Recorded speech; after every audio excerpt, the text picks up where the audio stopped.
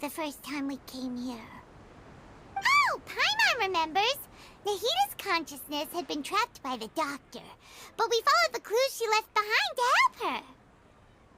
So much time has already passed since then, and it seems Sumeru's changing for the better now that Nahita's in charge, right? Paimon just hopes this peace will last a long time, and then Nahita won't have any more new problems to deal with. Yeah. Guess you're right. We still have come to think of it. Maybe it's all because of you. Maybe you're just a magnet for trouble. Huh? Me? Before Paimon ran into you, Paimon never ran into any trouble. At most, when she was super tired, Paimon got caught in some strange whirlpool and sucked out into sea. And even then, you fished Paimon out. Anyway, for Nahita's sake, maybe we should think about heading to our next destination for now. Ah, look who it is. Running into you in a place like this? I can see you two still love wandering around. Oh, it's Dia! Since when are we just wandering around? We're usually taking care of some serious business. Even though it may have nothing to do with our journey. But never mind that. What brings you here? I just finished a commission in the desert for a usual client of mine. Nothing too interesting. Just escorting a shipment of goods.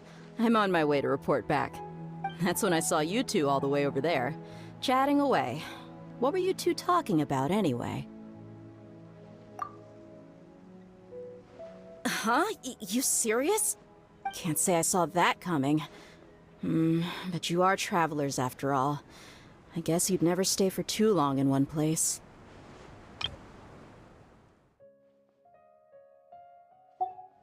Bumping into you like this will become a rarity. I'm starting to feel sad just thinking about it. Hey, how about I gather a few mercs to escort you two? What do you say? Thanks, but no need. Oh, Paimon had no clue you'd miss us so much. But don't worry, we'll come back to see everyone when we get a chance. Sounds good. All you need to do to get to Fontaine is cross this stretch of desert and navigate some waterways. Knowing you two, I'm sure it won't be anything you can't handle. So, when are you leaving? Oh, wait a sec. Paimon just remembered there are still a few dishes in Sumeru that Paimon hasn't tried yet. Now, where's that list Paimon made?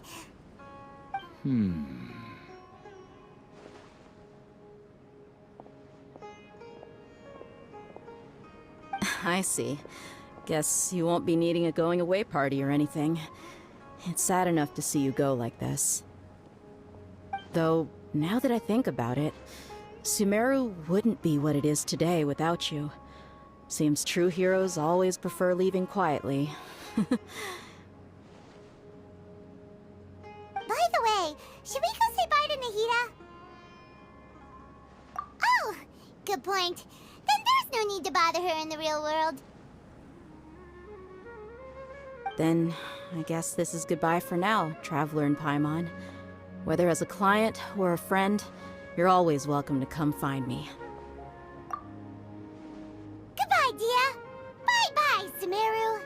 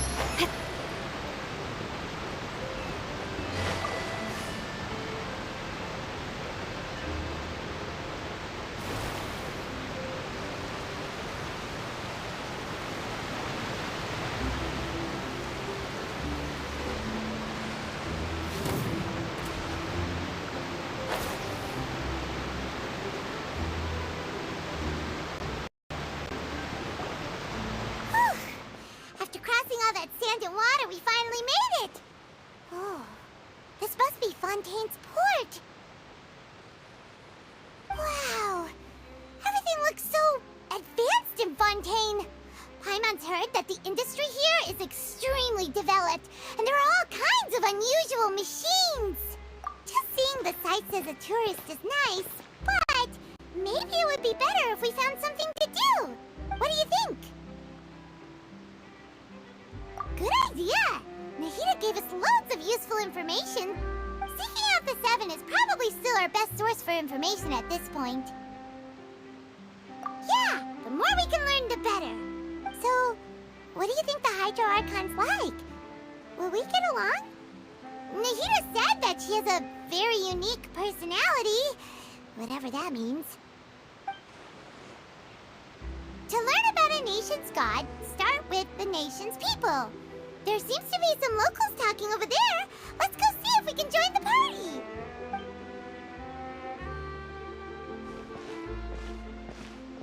If you ask me, it's a tragedy how things ended for him. Clearly, he was a pretty decent person. Yeah, I didn't expect that kind of ending for him. I thought he would at least fight on a little longer for his family. I was expecting a sudden plot twist, but it's a pity that it never happened. Still, his story is quite the tearjerker.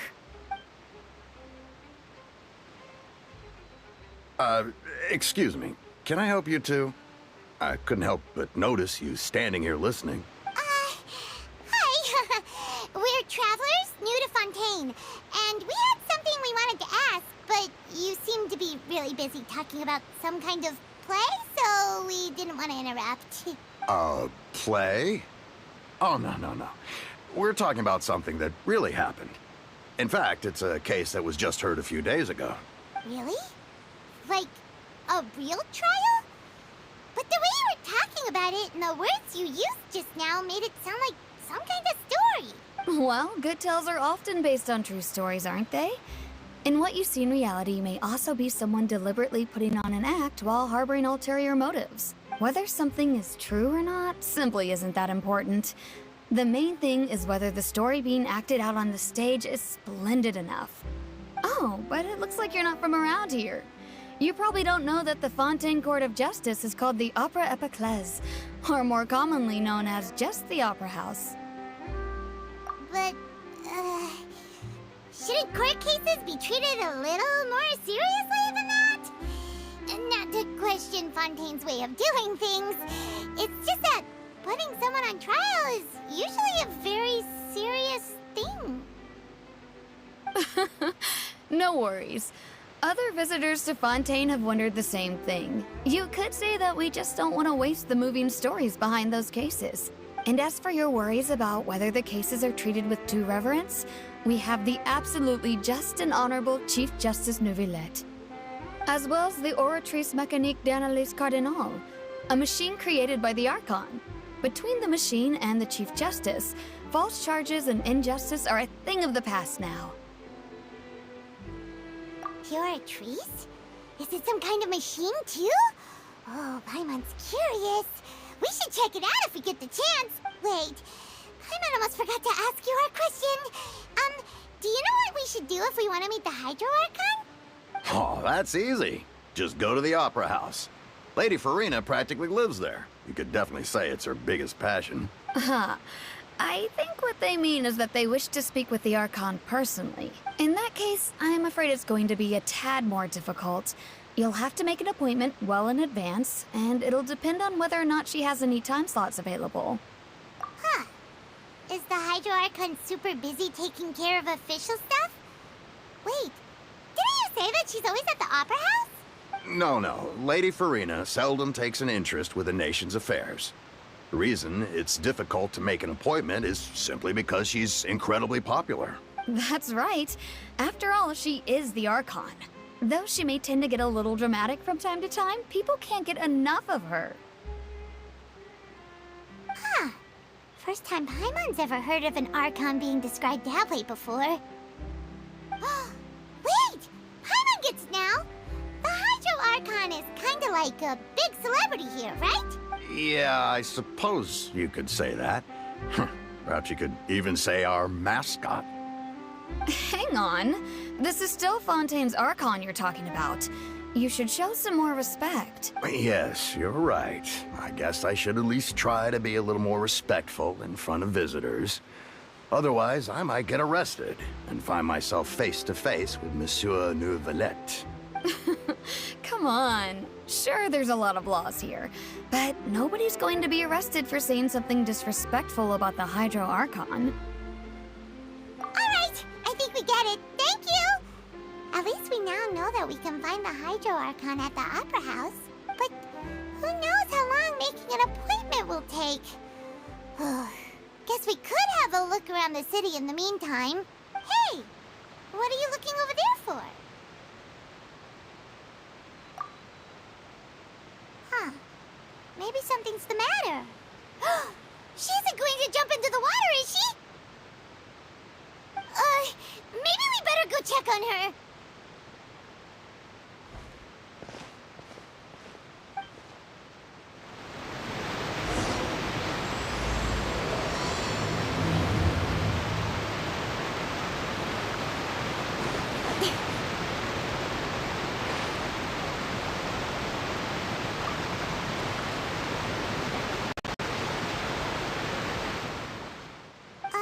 Hello there. Excuse me. Are you alright? Huh? I'm fine. Thanks. Oh, okay then. We just noticed that you seem to be worried about something. About many things, actually. But there's nothing I can do but just keep my troubles to myself. I was just reminiscing about a place my brother and I would play when we were kids. It was just atop that hill over there. You're pointing at the sea. Wait, are you saying that you and your brother lived in the water? Though people call the waters around Fontaine a sea, it's actually just an inland lake that's filled with fresh water. And though I can still see that hill clearly in my memories, now it's been completely submerged. He would skip and jump, tossing sand in the wind. The sun shone brightly, and the air was filled with the scent of the sea.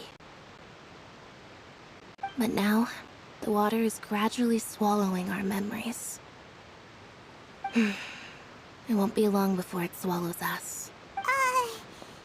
Sorry. Paimon doesn't really get what you mean. I don't believe we've had the pleasure of meeting. Are you Lynette's new friends? Oh, and you are? Thanks for looking after my sister. She often comes here to reminisce about our childhood, that's all. There's no need for any concern. Allow me to introduce myself. I'm Linny, and this is my sister Lynette. If I had to guess, I'd say you must be travelers from abroad. Nice to meet you. Paimon is Paimon, and this is the Traveler. We just arrived in Fontaine. We were just talking with your sister. Even though we didn't really get what she was saying. I see. It's unusual for Lynette to be so willing to talk with anyone. In fact, she seldom speaks at all. I'm usually the only one she ever talks to. Oh, really? Then you two are just like us! Paimon's always the one talking for some reason.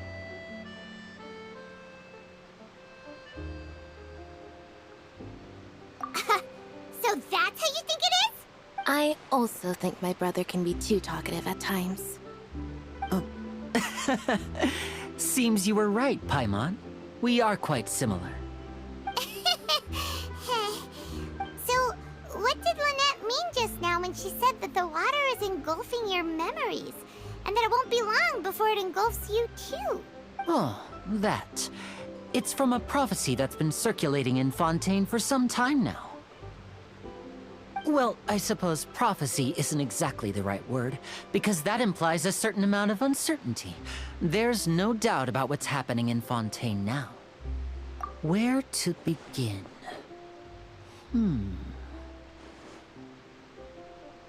Let's put that question on hold for a moment. We still haven't formally greeted each other yet, have we? Did all the introductions earlier not count? Hello, Traveler.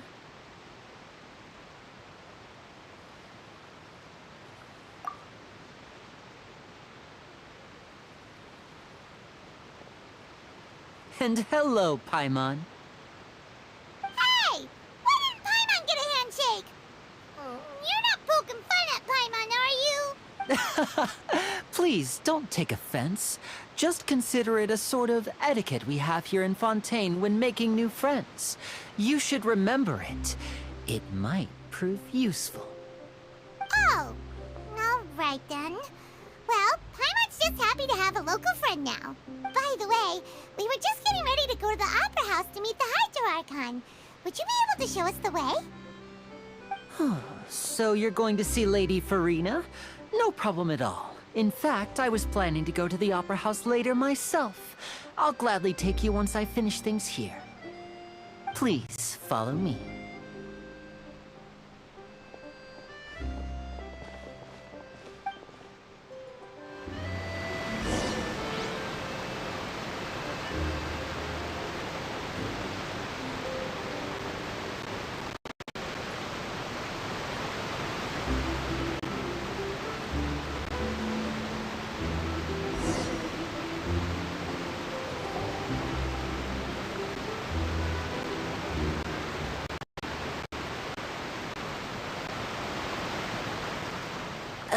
You said you were going to see Lady Farina? Well, it seems Lady Farina has come to see you.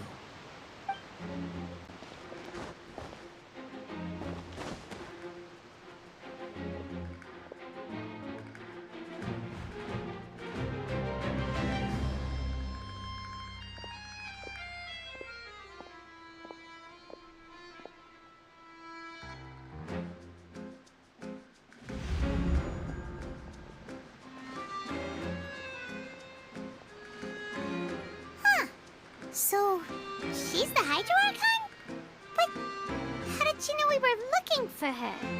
My dear people, rich and poor, those with cup in hand and those with nothing at all, raise your glasses in celebration! If you don't have one, then just raise your hand in lieu.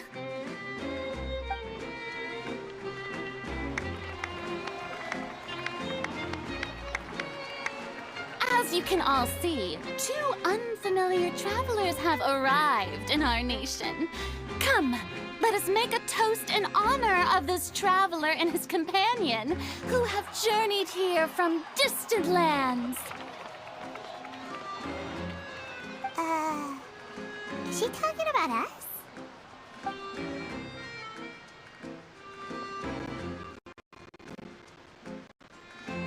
I've long heard of the turmoil and chaos you've left in your wake as you visited other nations. But I welcome you nevertheless. No, I have come to receive you personally. Fear is for insignificant cowards. I am a god, and I will never entertain the notion of such meaningless wariness. You can be rest assured, I see clearly your sincerity.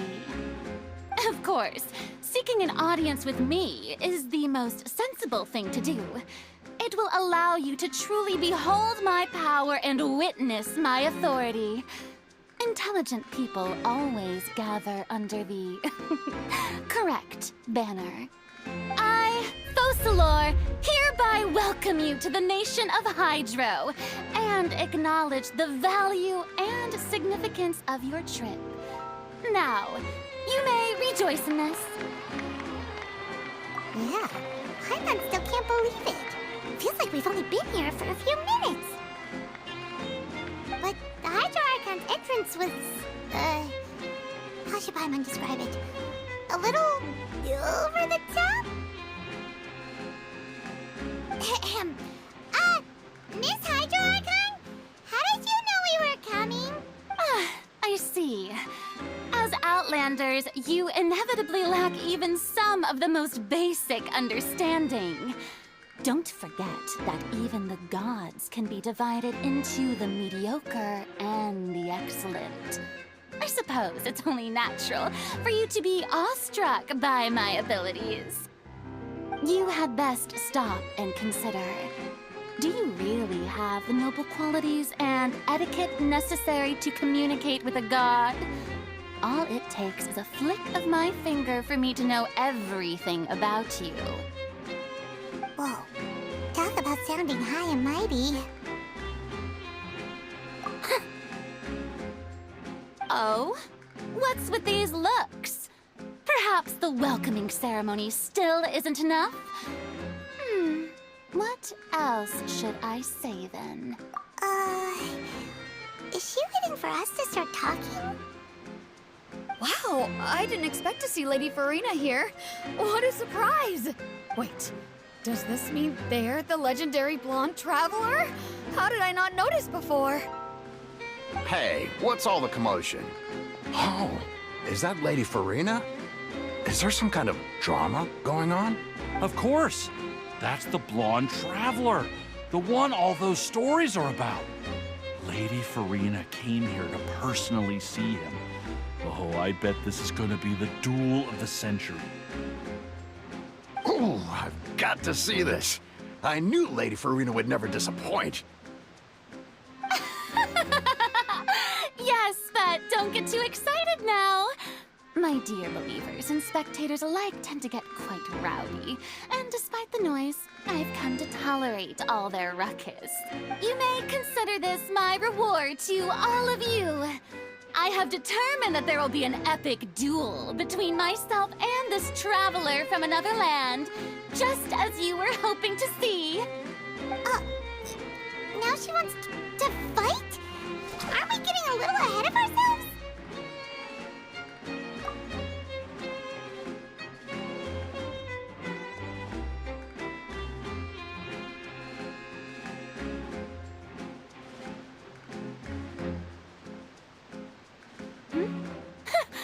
Are you not afraid? Might I remind you that this is a duel against the divine? What are you trying to do, traveler? Provoking a god in front of her people? Stand down, Clorent. I admire his bravery. Few have the courage to draw their sword against a god. He is obviously a true warrior.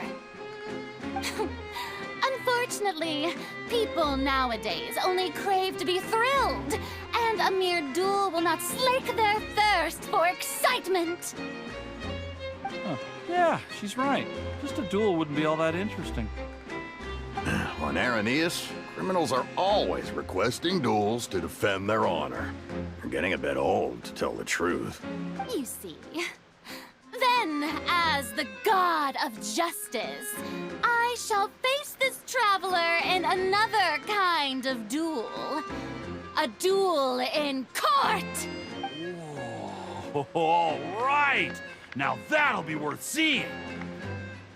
Right. This is Fontaine, after all. Such a grand opera house. It would be a pity not to use it. Why do you care so much about the crowd's reactions? Seems you've spent a little too much time in the opera house. Besides, how exactly do you plan to have a duel in court? You mean you're going to put us on trial? Oh, we have reason to put you on trial. It's obvious, isn't it? According to Fontaine law, no one is permitted to release any flying objects within Fontaine city limits during the first 3 days of each month. You are clearly guilty of violating this law, no? Oh, so that's what they've done wrong. That's our Lady Farina. No one knows the laws of Fontaine like she does. You call that obvious? What kind of law is that? Wait, flying object? You mean Paimon? Precisely! Now, if you two have no objections, then in the name of the Hydro Archon, I order your arrest. My apologies, Lady Farina. I don't mean to spoil the fun, but if you would allow me to interject, I don't think that Paimon here meets the definition of a flying object. You tell her, Linny! Finally someone who's not crazy. How could anyone call Paimon a flying object? Ah, great magician Linny, my beloved citizen. I'll permit you to object, but how exactly do you plan to prove your claim? As a magician who just rained on your parade, I naturally should shoulder the responsibility of saving the show. So, with such an audience gathered here, allow me to perform a trick for everyone.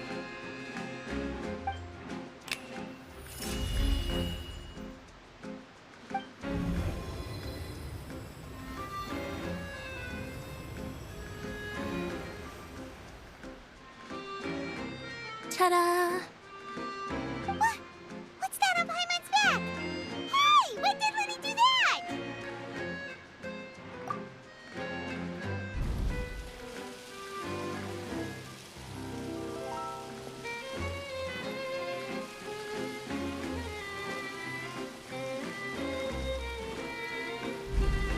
There.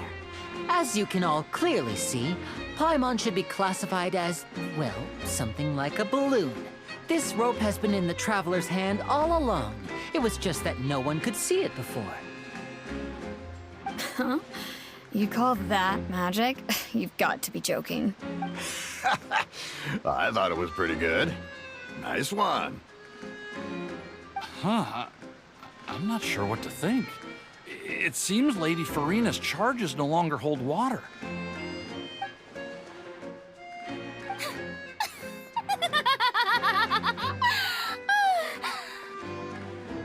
Amusing. Very amusing, Linny. Just the sort of unexpected twist that I enjoy. With you here, today's performance can finally be called complete. Performance? You see all this as a performance? In which case, consider the matter of your trial resolved. The god of justice will not bring charges against an innocent person.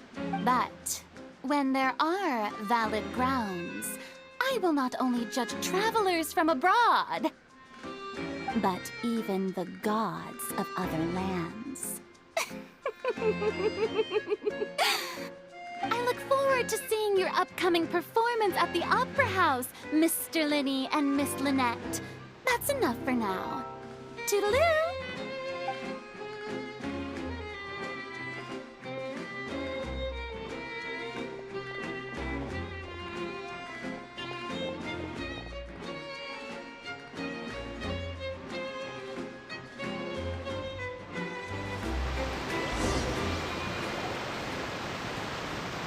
Just like that, she's gone. Well, that's the most unpredictable Archon Paimon's ever seen. He never even had a chance to ask her anything. But that's a problem for future Paimon. That whole scene just now was really... Don't mention it. I just happened to remember that there was such a law, so I did a little preparation, just in case. I didn't think it would actually come in handy. So, now do you see what kind of god Lady Farina is? She can be a bit confusing at times, but she is still amenable to reason. Anyway, Paimon had no idea you were a magician, Linny. It sounded like you'll be performing at the Opera House, right? I just know a few simple tricks I use to make a living. Lynette is my assistant. It will actually be my first time performing on the most prestigious stage in Fontaine, the Opera House. But isn't the Opera House where criminal trials are held in Fontaine? When there are no public trials being held, the Opera House hosts a variety of other performances. To the people of Fontaine, the line between a trial and a performance can be a little blurred. And speaking of performances, I would be remiss to forego this opportunity gifted by fate. Might I invite the two of you to see my performance? My brother's always excited to make new friends. Oh, sure. We don't really have anything to do now, and we wanted to go to the Opera House anyway. Splendid. In that case, why don't we go together? I'll show you the way. I just have something to take care of first. You really mean it? Then I'll take you up on your offer. This is a magical item known as a magic pocket. Perhaps you can help me distribute them to the people here. Huh? What are they going to use it for? About that... You asked me before about the prophecy, right? Let me start by telling you a little more about what it entails. I'm not sure exactly when it began, but a prophecy has been circulating around Fontaine. It says that every person in Fontaine is born with sin. No matter how the Nation of Justice holds trial after trial, this sin cannot be absolved. Until one day, the water levels in Fontaine will rise, and the sinful people will slowly be drowned. In the end, the people will all be dissolved into the waters, and only the Hydro Archon will remain, weeping on her throne. Only then will the sins of the people of Fontaine be washed away. That sounds pretty gloomy. Why are people in Fontaine born with sin? What is that supposed to mean? There are lots of guesses. Some say that the ancestors of Fontaine stole the power of the seas and stirred its wrath. Others say that the people of Fontaine never heeded the first Hydro Archon's warnings and offended Celestia. But here in Fontaine, evidence is what matters. There hasn't been concrete evidence for any of these claims, so they can only be regarded as conjecture. If even the people in Fontaine don't know what sin they committed, wouldn't it be better just to ignore the prophecy completely? Why bother feeling guilty all the time? That's exactly what the people did at first. But in the last few years, the water levels in Fontaine have actually started rising. Many places have already been completely submerged. Many people carry on with their lives as before and shrug it off as a natural phenomenon. But my family and I think that the people of Fontaine shouldn't ignore the possibility, which would end up sentencing them to death. We hope that at least the people who reside near the waterfront can move away before it's too late. So, we've started distributing magic pockets to them.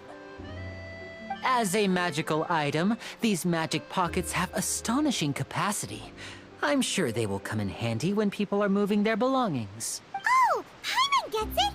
It's like preparing for a rainy day! But this is more than a bit of rain. Perhaps only absolute power could ever contend with such a catastrophe. But who knows?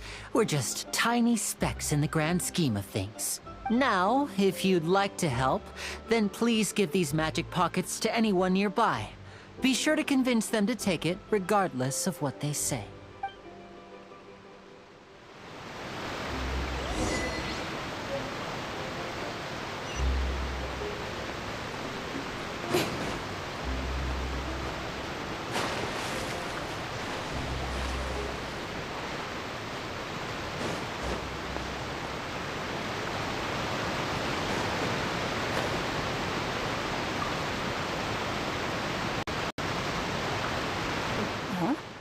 I don't want that thing.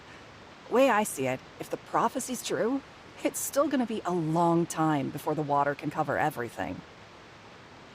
Life is all about living in the moment. What use is there in worrying about the future all the time? We'll cross that bridge when we get to it. You should still take it. You never know when it'll come in handy. Oh, all right, fine. Thanks. It's just that if I start moving, that means I've already given up on the life I have now. I'd really rather not.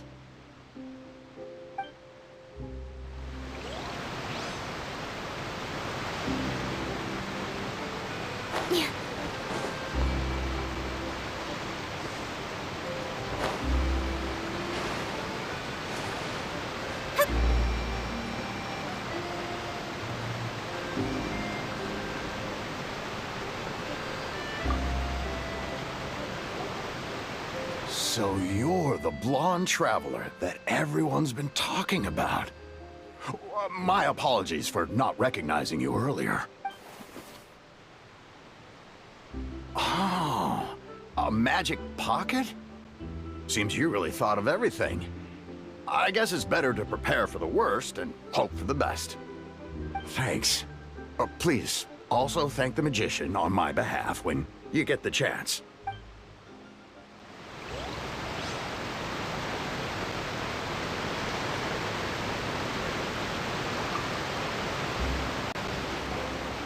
What's this? Ah, so you also believe in the prophecy. Keep it. I won't have any use for it. What? You mean you don't believe in the prophecy? No, I believe in the prophecy. But I also believe in another story.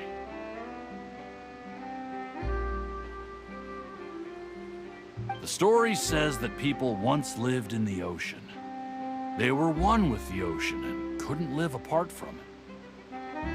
But as time wore on, people desired to live on land and developed blood vessels, encapsulating the sea within their bodies. Thus could people set foot on land. So, if you ask me, when the water rises and takes us all, it'll be like we're going home. Oh, we hadn't heard that one before. But people can't live underwater. They'll die. All right, I'll take it. I guess I just feel that being dissolved into the water doesn't necessarily mean death.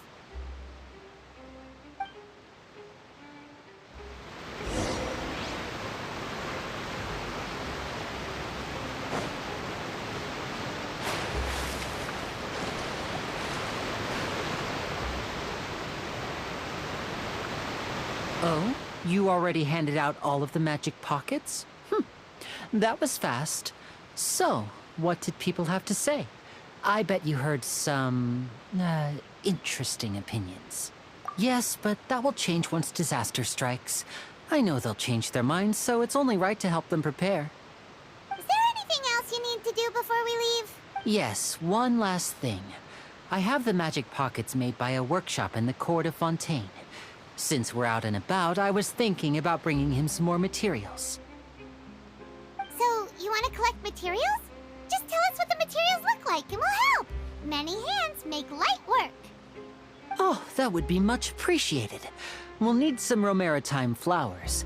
I remember seeing them near the waterfront on the east side of the harbor.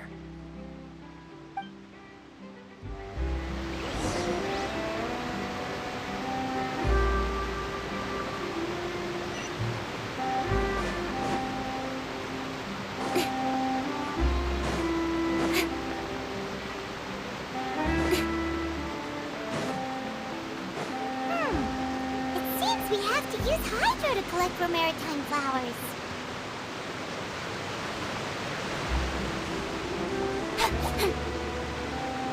Don't blink! I must leave no stone unturned.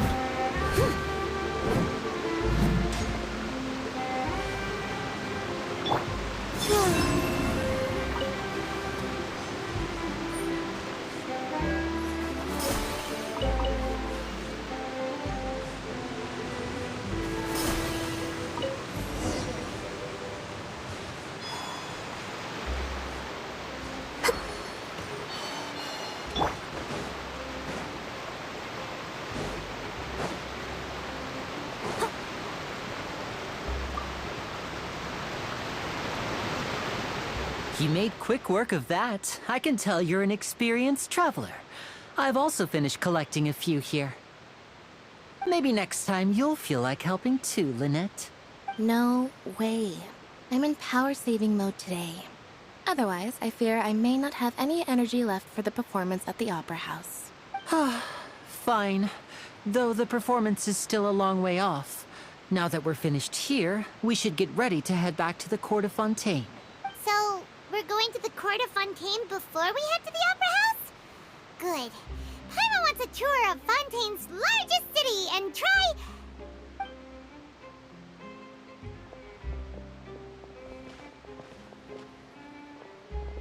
Wait, shh. Have you noticed that person over there? The young girl. Huh? What's wrong with her? Paimon didn't notice anything. She's obviously a thief. Magicians and thieves practice similar methods. We divert attention, and a distracted audience is one that won't discover what you're really doing. Watch her movements carefully.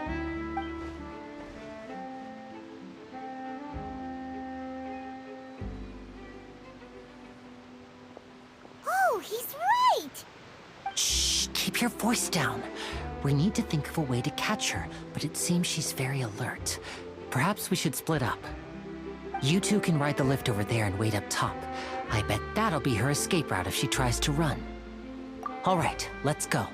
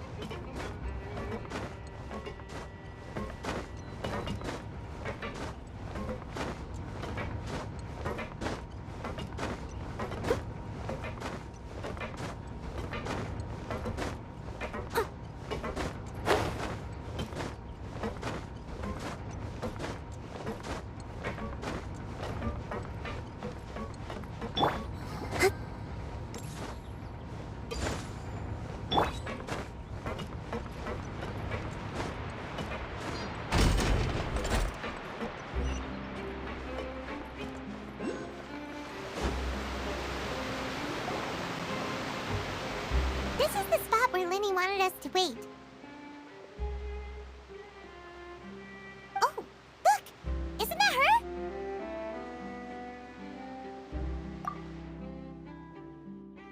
Oh no! Did she notice us? She started running the other direction! What should we do? Should we chase her?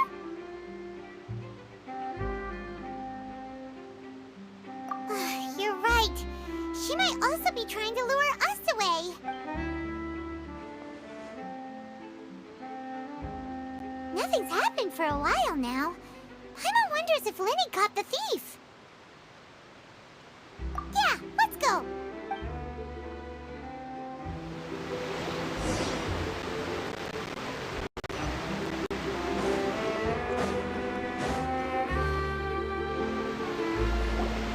Are you sure that's all she took?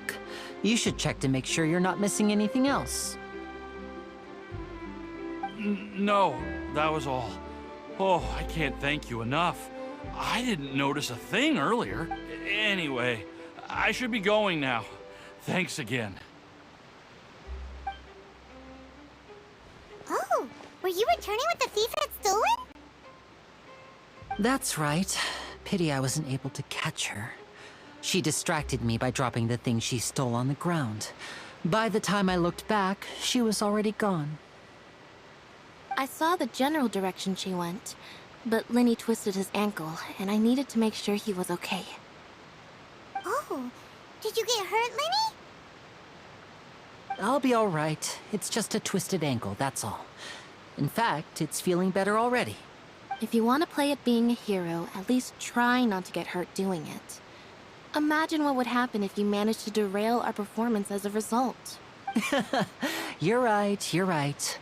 Sorry, Lynette. I have to admit that the thief was even more skilled than I had anticipated. But at least we were able to get the stolen items back, so it wasn't a complete failure. What a slippery little thief! Guess things turned out all right in the end, though. Linny's initiative paid off!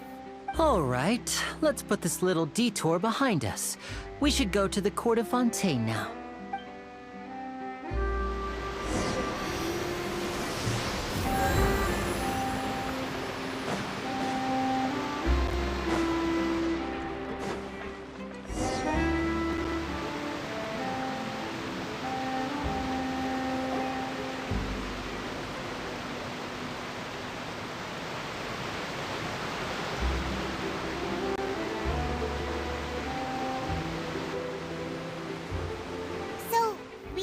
This thing to go into the city?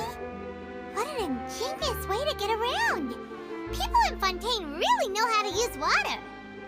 This is an aqua bus. It allows people to travel between several key locations around Fontaine. It's pretty convenient, but the ride can become a little dull after a while. The scenery is always the same. That's why it's better to travel with friends. So you mean it's still boring even when I'm riding with you? No, that's not what I meant. It's just that, well, you don't really talk that much. Besides, it doesn't really feel like a real trip when it's just the two of us. It's the same as being at home. Whatever.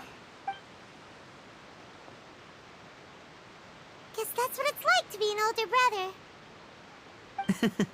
It's about time for us to leave. Let's get on board.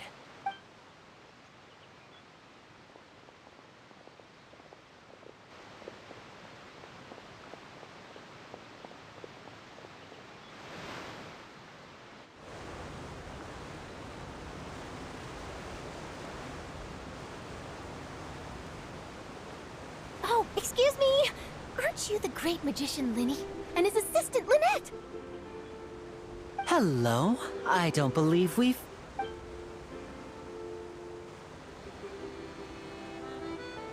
I'm Charlotte, a reporter for the Steambird. Nice to meet you. From the Steambird, huh? We've often relied on your paper to promote our performances. It's an honor to meet you. Wait, could that be the legendary traveler who's been making headline after headline in their journey across Tibet? Amazing! You recognized everybody almost immediately! I wouldn't be much of a reporter if I didn't know who's who, would I? Wow, today must be my day. Who knew I would end up on the same boat as so many VIPs? Could my vision finally be showing me some favor? So, Charlotte, what do you usually report on? Well, when there isn't any breaking news, I mainly cover the trials at the Opera House. You can still manage to keep readers' attention as long as you tell things from a clever enough angle, even if it's the same old topics. For example, reporting on how a scammer once deceived vulnerable girls into relationships, or how a financial criminal was once so poor that they ate a single piece of bread for 5 days. That's fine and all, but what I'm really after is exclusive, sensational news pieces that could shake the country. These smaller stories are a waste of my talents. Oh, I just remembered. I've been following a case lately. Well, a series of cases, actually. You mean the serial disappearances of young women case? That's right. These stories are the talk of the town right now, and it's probably the most mysterious case we've ever seen. If I'm the first with a draft ready to publish when the case is finally cracked, and it's the headline story in the Steambird, oh, when that happens, I bet all the other reporters will shed tears of envy. I've already gathered all kinds of materials. I just can't wait for the truth to be revealed. So, what is the serial disappearances of young women case? You mean the culprit hasn't been found? That's right. The first missing girl case happened almost 20 years ago. And ever since, after a period of time, another girl disappears. What the cases have in common is that the girls are all of a similar age, and that they've all vanished without a trace. But the scariest part is that to this day, none of the girls have ever been found.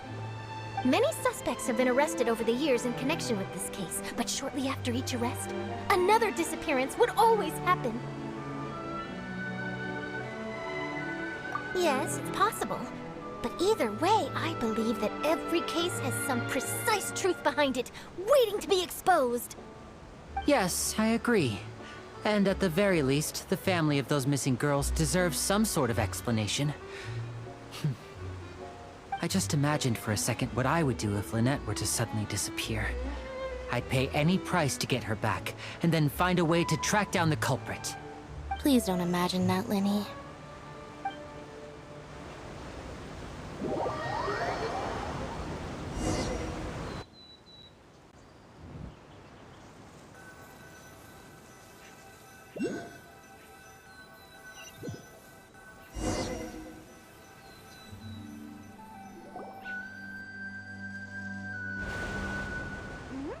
Hey, we're almost there! Look!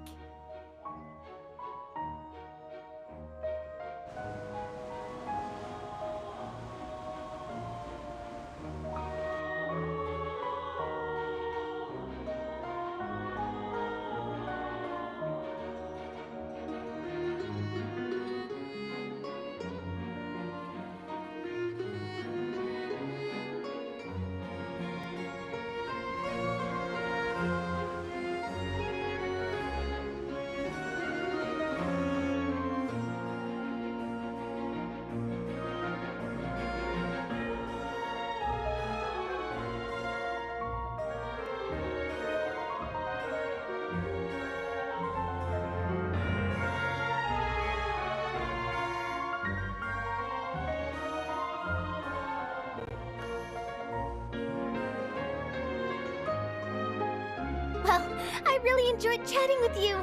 Life should be full of pleasant little surprises like this. Yeah, us as well. The ride went by too quickly. I have an interview to get to. I should get going before I'm late. Okay, Paimon hopes we can chat again soon, Charlotte. See ya! Bye now. Oh, be sure to stop by and see me at the Steambird when you have time. What a tough job. Always running around and interviewing everyone. Well, where should we go now? If you don't mind, how about we stop by my home first? Besides, I still have all the materials we collected. Sure, we wouldn't mind at all.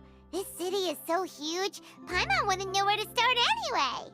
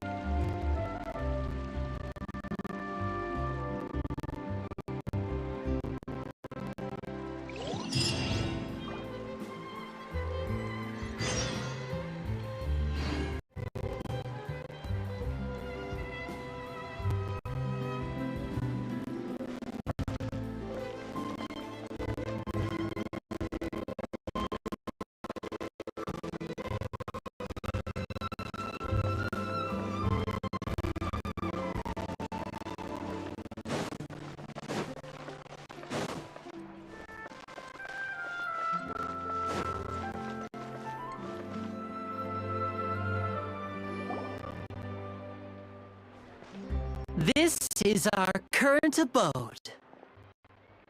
Ah, Fremine, you're home. Where did everyone else go? I have some new friends that I would like to introduce. Oh, they all just went out a moment ago. I see. Everyone is getting busier now that Father will be returning soon. I suppose that can't be helped. Allow me to introduce you to my little brother, Fremine. He is a phenomenal diver. Hello. Nice to meet you. Paimon is Paimon, and this is the Traveler. Oh, you sound very proud to have a diver as a brother, Linny. Linny, could you come here for a moment? What is it, Fremine? Do you have something to tell me?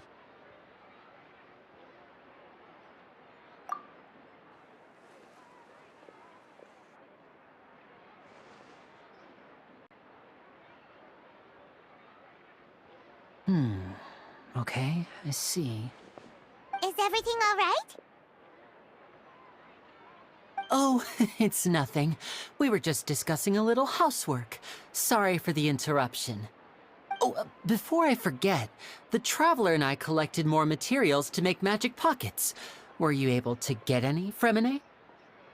Yes, I went diving and gathered lots of materials. I was about to give them to you. That's our Fremine, always quick with the underwater work. All right, I'll take these to the workshop.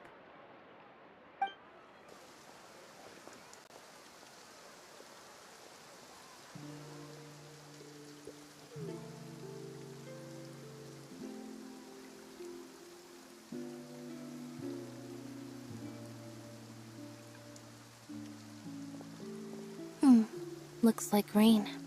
Oh, you're right. But wasn't it clear and sunny just a moment ago? Fontaine's weather sure is weird. I'm afraid that's just how it is here. It often rains on days where there are trials being held in the Opera House, but don't worry, it'll clear up soon enough. What's wrong, Fremine? There's a legend about the rain that I tend to believe. It's said that a dragon of water once resided in Fontaine. Though we don't know where the dragon went, every time it weeps, the skies will cloud up and pour out rain. When I was a child, my mother told me that if I wanted to go outside and play, I should yell toward the sky at the top of my lungs. Hydro Dragon! Hydro Dragon! Don't cry! If it's an elemental dragon, then having the power to make it rain wouldn't be very unusual. Let Paimon try something. Hydro Dragon, don't cry!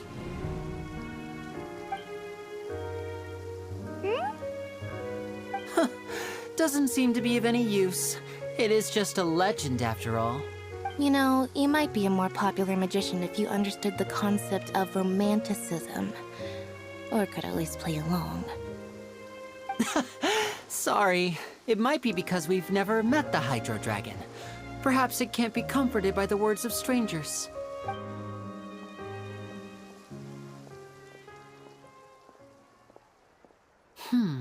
It rained for longer than I suspected. Oh, it's already getting late. Was there something you needed to do, Linny? Yeah, some preparations for the show at the Opera House. I need to find a way to catch the last aqua bus of the day. On the day of the performance, just ride the aqua bus to the island of Araneus. I'll have Lynette meet you at the fountain in front of the Opera House. Oh, are you leaving now? What is it, Fremine? I'm in a hurry. Oh, I get it. You feel nervous delivering the materials for the magic pockets, is that it?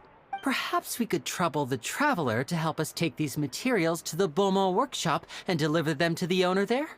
I'm afraid that Fremine can be quite introverted, and the boss there tends to be pretty talkative. Fremine has always been a little afraid of her. No trouble at all! Don't worry, we're on the case! Sorry for the inconvenience. I'm quite useless when it comes to such tasks.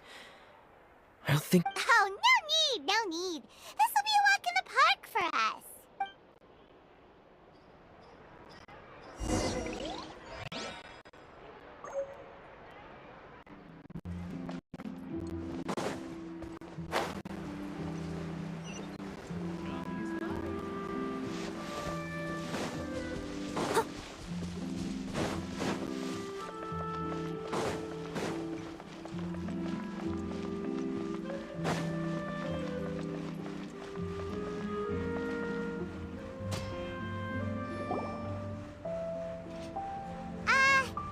Hello? Is there anyone here?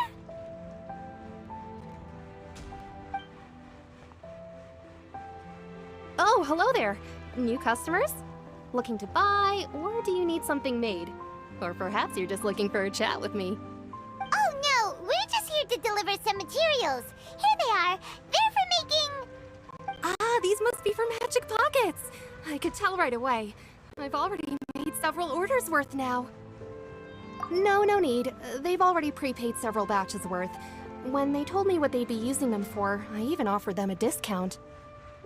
But they insisted on paying the full amount, saying that I had a business to run. Whoa. So, is Linny actually loaded? I can't say for sure, but who knows? Maybe there's good money to be made being a magician in Fontaine. Hey! Is this machine what you use to make stuff here? It looks really advanced. Why use your hands when a machine can do the work? It would be a waste not to use the latest technology, and wasting is a kind of crime. But where does a big machine like that get its power from? Well, it's a little complicated.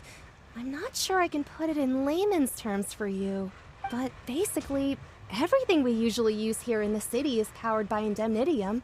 It's a type of energy that's produced from trials. Huh? How can trials produce energy? Well, I'm not completely sure of all the details myself, but basically, when a trial is in session, the Oratrice Mécanique d'Analyse Cardinale harvests people's belief in justice and converts it into energy to be used all around Fontaine. So that's what its other function is? Paimon heard that the Oratrice was created by the Archon to make judgments. But Paimon still doesn't get it. How could something unreliable like people's beliefs be turned into a stable power source for these machines? So that means the Hydro Archon relies on the machine to take the energy created by belief and turn it into power for all of Fontaine, right? Even though I've never heard anyone really put it that way before, it sounds like it makes sense. Besides indemnitium, we have another type of energy called Mumusia. It isn't produced by the power of the Archon, but it is unstable by nature. Even now, it still cannot be widely used by civilians. I thought I'd find you hard at work, but here you are chatting the day away. Since you're already talking, I'm sure you wouldn't mind a few words with me. You again? Didn't I already promise you that I'd have the more I owe to Confrérie of Cabriere by next month? Why are you hounding me now? Yeah, but how do we know that you won't go running off by the end of this month? I want 50% today. Wait, no, 70%. Huh? You... Seems business isn't so great for the workshop. We've already finished our job and delivered the materials. Maybe now's a good time to leave? Hey, hold on! Before you go around trying to collect payments, why don't you settle your own debts first? If Confrérie of Cabriere wants to poach clients from Northland Bank, that's fine. But I'm afraid you still owe the bank a hefty sum of mora. So why don't we work things out between us first, before you get back to your little conversation here? You're from Northland Bank. But we said we'll pay everything we owe next month. Why are you hounding me now? Traveler, Paimon! I didn't think I'd run into you here in Fontaine. What are the chances? We're surprised to see you too! What are you doing here in Fontaine? You didn't want to stay in Snezhnaya? Long story short, I've already been in Fontaine for some time now, and honestly, things have been pretty boring.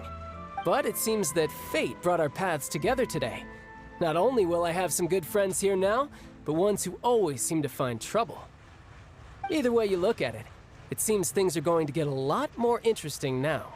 Pretty sure we'd want to avoid anything that you'd find interesting. Besides, our trip here has gone pretty well so far. Right, Traveler? Hey, you, Northland Bank boy. Aren't you forgetting something? Don't interrupt. It's not often I run into the Traveler like this. Why don't you wait for me over there for a while? You kidding? Aren't you the one looking for us? You really expect us to sit and twiddle our thumbs while you catch up with your friends?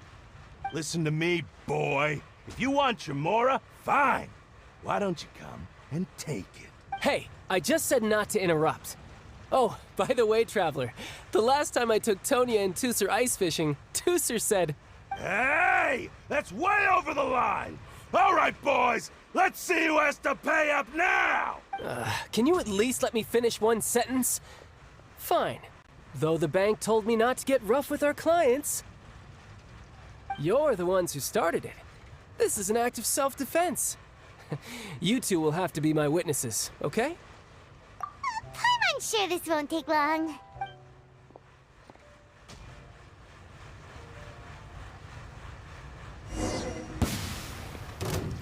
Riptide!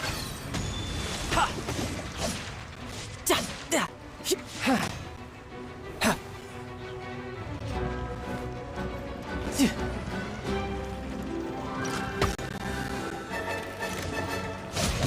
Yeah! Yeah!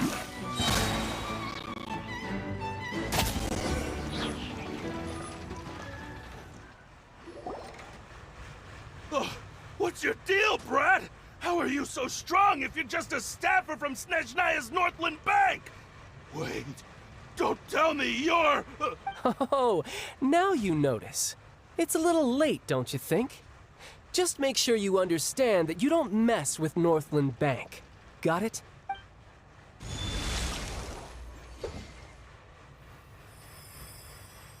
Huh?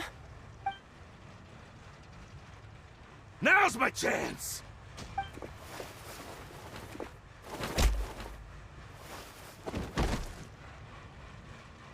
Huh. That was weird.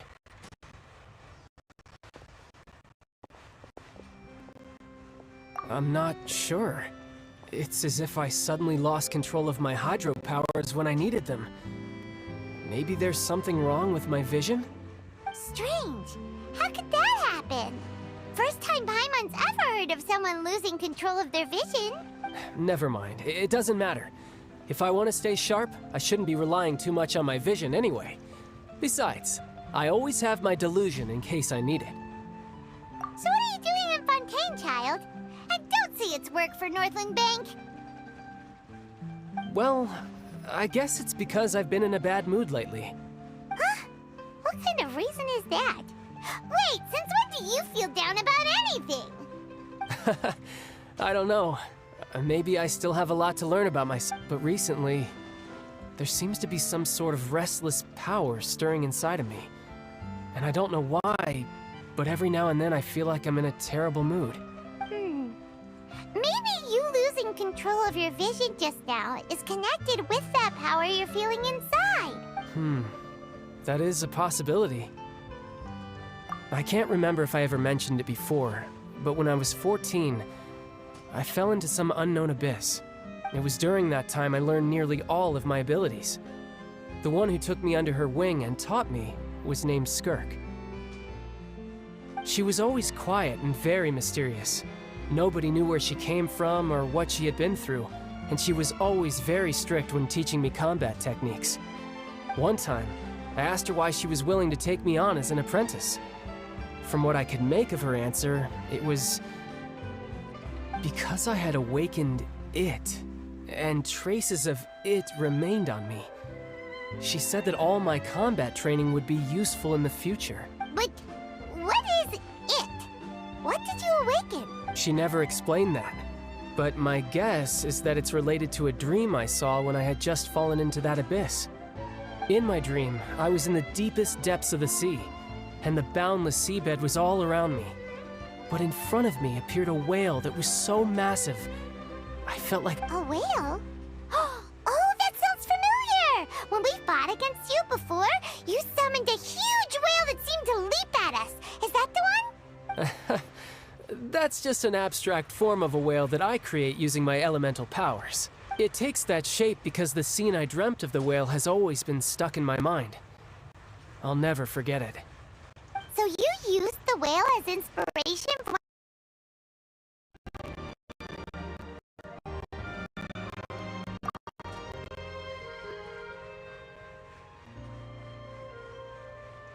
You make it sound so easy. Ever since the incident I experienced there, I've never stopped searching for Master Skirk and that unknown abyss. But it's been years now, and I've still found nothing.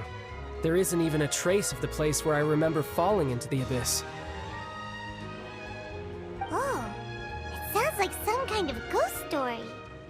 Yeah, I'm out of leads at this point, but there's nothing more I can do.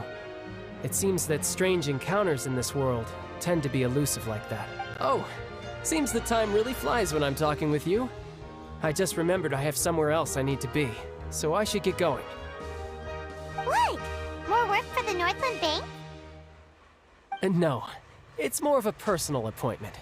Lately, I've been sparring with some of Fontaine's official champion duelists whenever I'm feeling bored.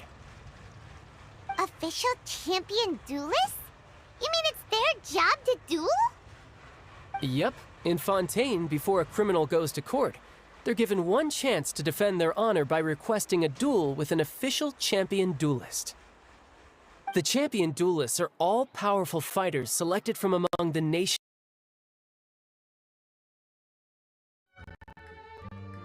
The champion duelists are all-powerful fighters selected from among the nation's best.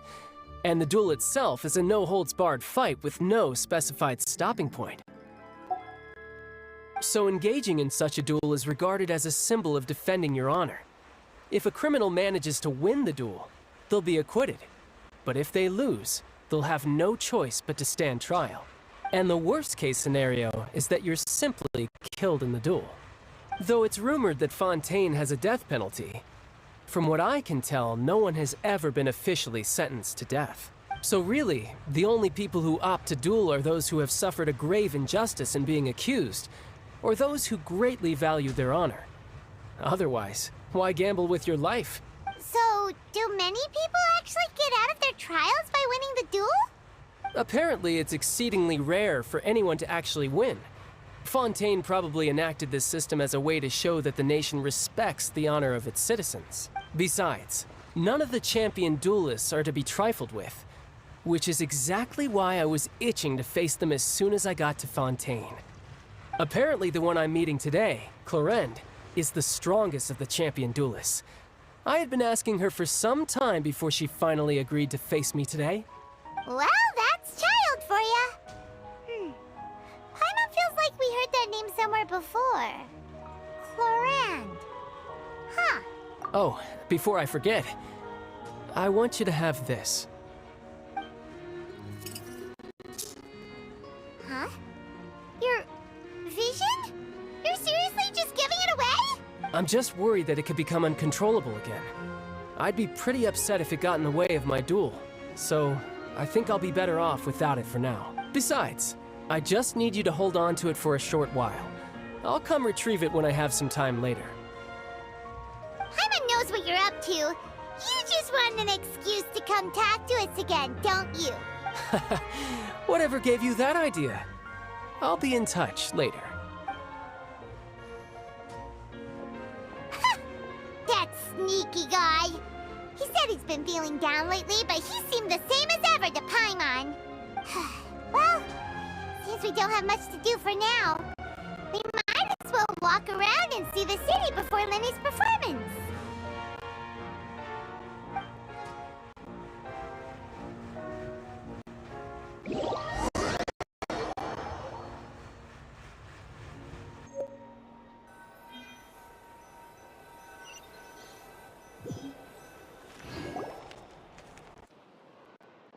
Wow! Who could have seen that coming? The reporter who was barely around for most of the story was the murderer all along! Sorry. Paimon was just surprised, that's all. Whew. Paimon never saw that twist coming. The murder mystery novels here are amazing! The whodunits here in Fontaine are a lot different than the light novels you see from Yai Publishing House. Both have their merits, but Paimon thinks this style of novels are more... Well, it's so exciting to reach the moment when the mystery is uncovered, especially in the one Paimon was just reading. You should buy a copy and read it too. Oh, sorry about that. Paimon will be more careful next time. Hey, shouldn't we be heading to the Opera House to see Lenny's performance soon? It's almost time for the show to start, so we should get going. Lenny said that the Opera House is on Aranias, so let's go ride the Aquabus!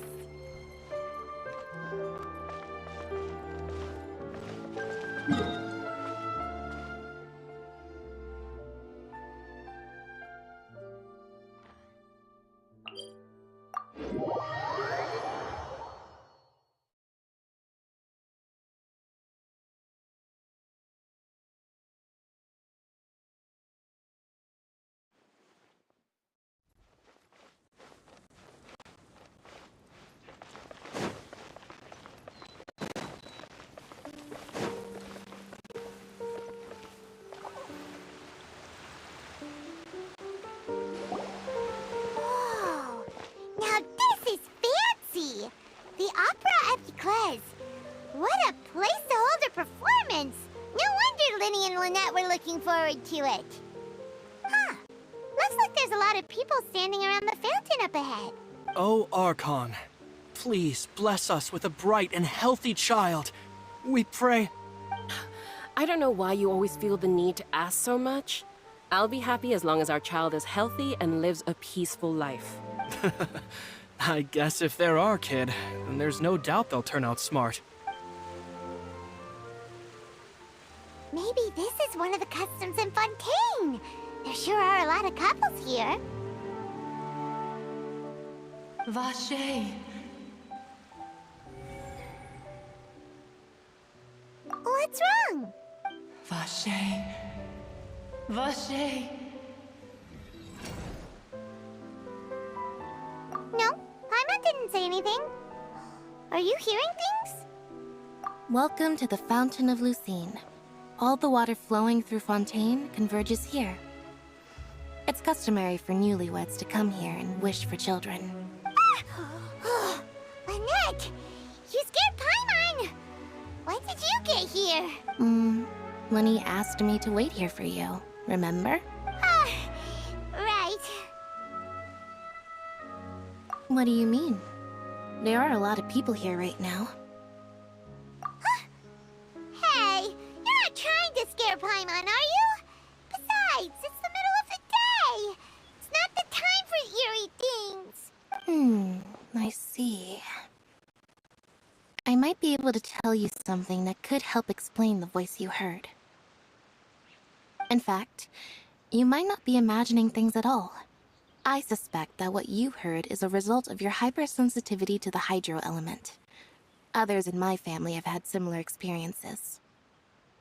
It's because of his sensitivity to the hydro element? But what would hearing a voice have to do with elemental power? When do you cry, Paimon? Wait, what? What does that have to do with anything? Just answer me. When do you cry? When Paimon's really sad? Oh, and when Paimon's super happy. Oh, and also when Paimon's really, really scared. Then you should understand that tears contain your most intense emotions. Like I just mentioned, the Fountain of Lucine is where all the flowing water in Fontaine converges. Even the tears that fall to the ground will eventually gather here. So maybe what you heard was the intense emotion coming from someone's tears. So, what did the voice say? If you were hearing their emotions, then Paimon wonders what happened to them. Rather than worrying about them, we should worry about my brother first. Don't let that calm look of his fool you. He tends to get pretty nervous just before a performance. So Oh, right. That makes sense. Let's go in and see Linny.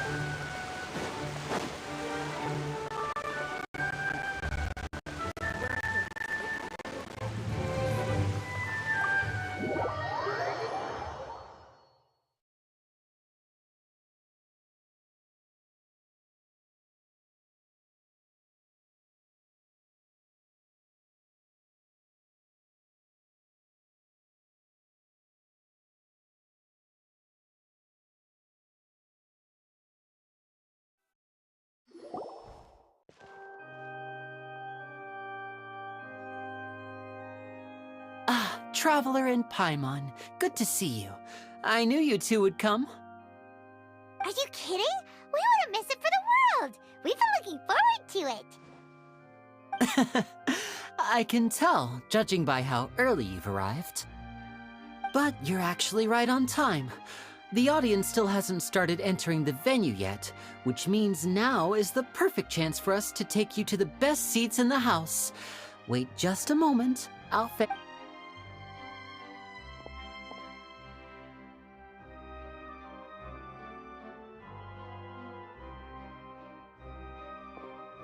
The Opera House has assigned seating, so you always have to make reservations. I've already reserved your seats, and here are your tickets. Ooh, front row seats! Thanks, Linny! Don't mention it. There's no need to keep thanking me. Hey, Linny! Could you come over here and take a look at this? Oh, I'll be right there. Seems there's an issue with the stage props over there. That's Cal, my assistant, calling me. I'll go lend him a hand. Yeah, we'll just go to our seats. You go ahead, Linny.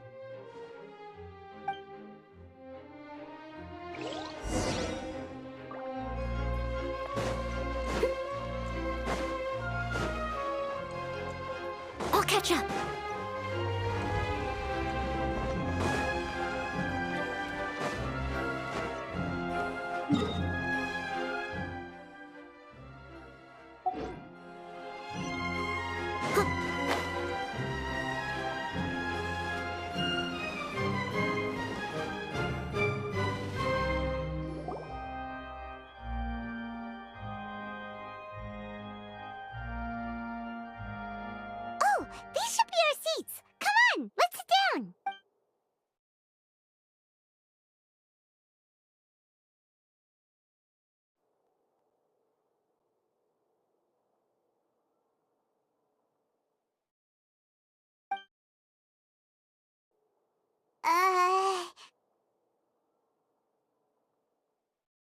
Hey,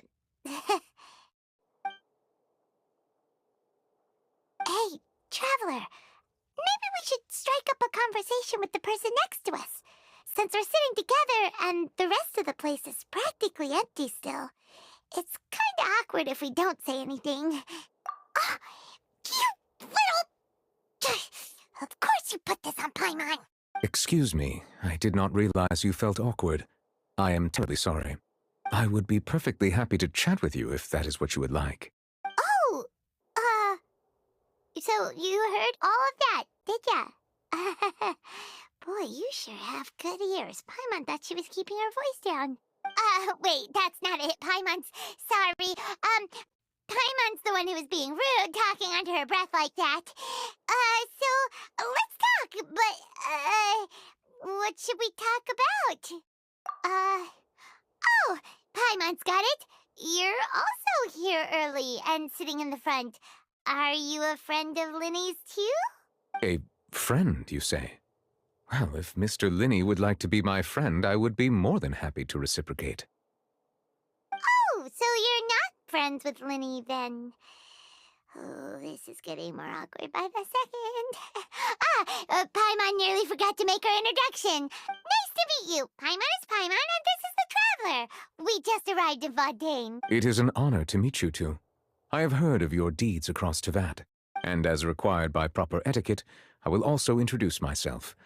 I am... Oh, Monsieur Neuvillette. What an honor it is to have you here to see my show. Ah, Mr. Linney.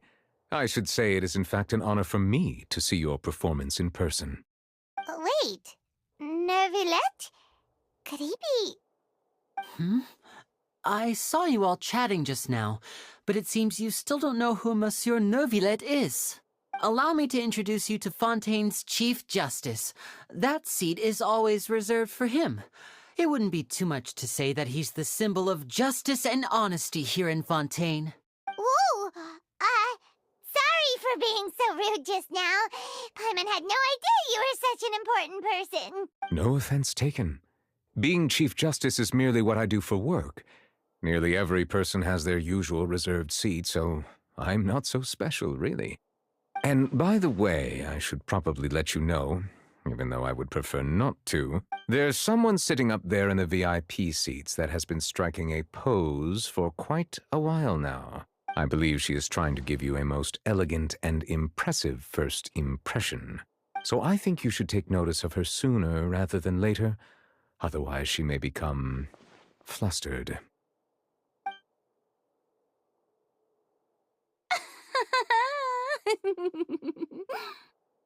Huh? Oh, it's Farina, the Hydro Archon. Huh. She sure has a smug and satisfied look on her face. Guess she has no idea that you saw right through her act. Very good. That is for the best. No need to pay her any more attention. We may now enjoy the show. Huh? So is this what things are like between the Chief Justice and the Hydro Archon? All right, please wait just a moment longer. I've pretty much finished my preparations, and the performance will start as soon as the audience has made their way to their seats. Yay! The show's finally about to start! Paimon can hardly wait! Paimon's never seen a real live magic show before!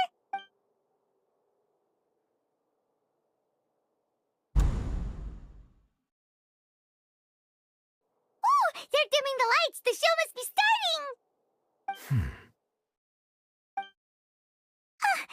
Sorry. Paimon will try to stay quiet. Welcome, one and all, to the Opera Epiclese. I am the star of today's show, Linny. And over here is my sister, Lynette, who will be working as my wonderful assistant. Please, let's give her a warm welcome. Hello, everyone. I know she may seem to be a little sleepy right now, but that's just a sign that she's nervous. Whatever. Now, some of you may be thinking, two vision holders who can freely manipulate elemental powers performing magic is not true magic at all. So, I would like to take a moment to assure you that elemental powers will have nothing to do with what you will witness on the stage today.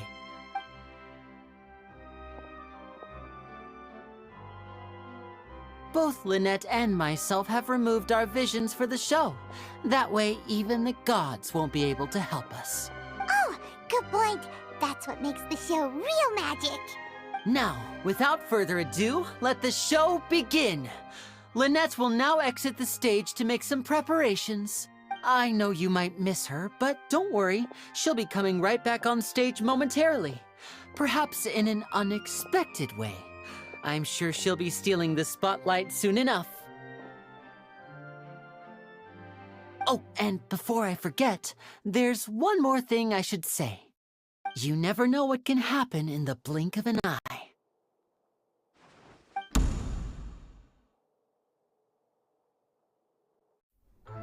A magician's greatest skill is making things disappear or appear.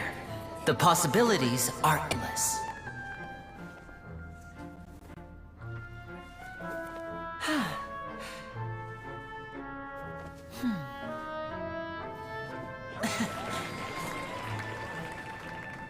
Huh?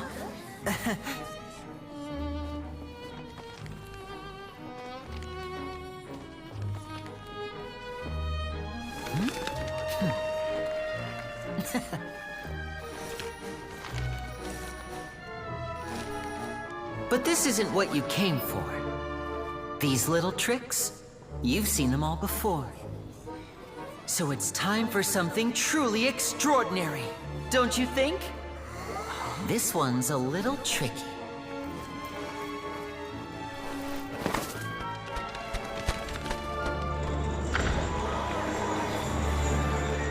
Using this water tank, I shall make my sister vanish completely, right before your very eyes.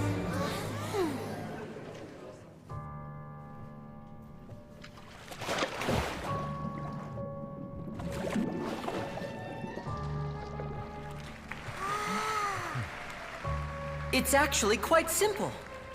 She'll just turn into air bubbles and float right out of the top.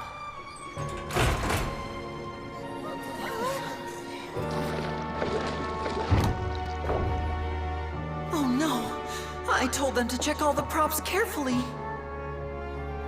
With the lid on, even air can't escape.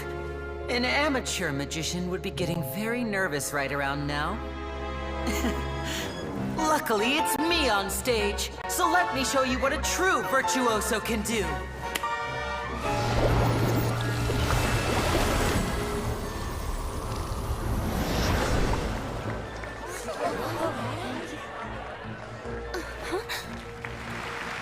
Lynette, are you still there? Don't go too far. We don't want to use up all our magic. Hi, I'm back. Uh-huh.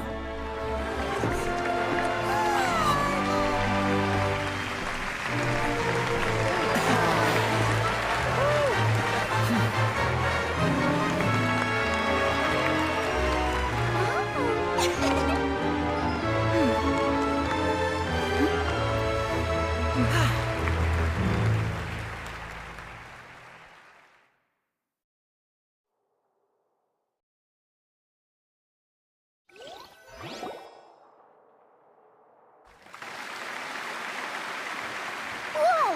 What in the world just happened? How did he do that? Herman didn't see him do anything! Wasn't Lynette inside the water tank? How did she disappear and then reappear out of nowhere? If we could see easily through his tricks, then that would mean that his skills are still lacking. To appreciate magic, we should focus on the show happening on stage, rather than getting caught up in trying to see that which has been intentionally hidden. Guess you're right. Paimon couldn't believe her eyes when Lynette reappeared. Amazing! Thank you everyone. I'm glad you enjoyed that performance. But our magical journey has only just begun. I've prepared even more astonishing surprises for everyone here. The magic of transformation and disappearance can go far beyond what you've just seen. I'm sure many of you are thinking that escaping the water tank was impressive enough, but Lynette is still my assistant after all. In which case, I have ample time to make all necessary preparations. So, for my next trick, I will require the participation of one lucky audience member. Please, if my assistants could bring out the magical boxes now. There are 2 boxes and only 2 boxes. One is here and one is there in the aisle among the audience. I'm sure many of our clever audience members have already guessed our next magic trick. Our lucky audience member and I will each enter a magic box. After 1 minute, we will each emerge from the opposite box.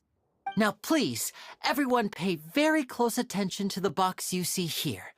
Don't give me any chance to make a move. Wow! How's he gonna do this? Hey, do you think this is all magic tricks, or does Lenny have actual superpowers? The lucky audience member will be generated by this random number selector. It selects numbers entirely at random. Even I don't know who will be chosen to participate. Now then, let's begin.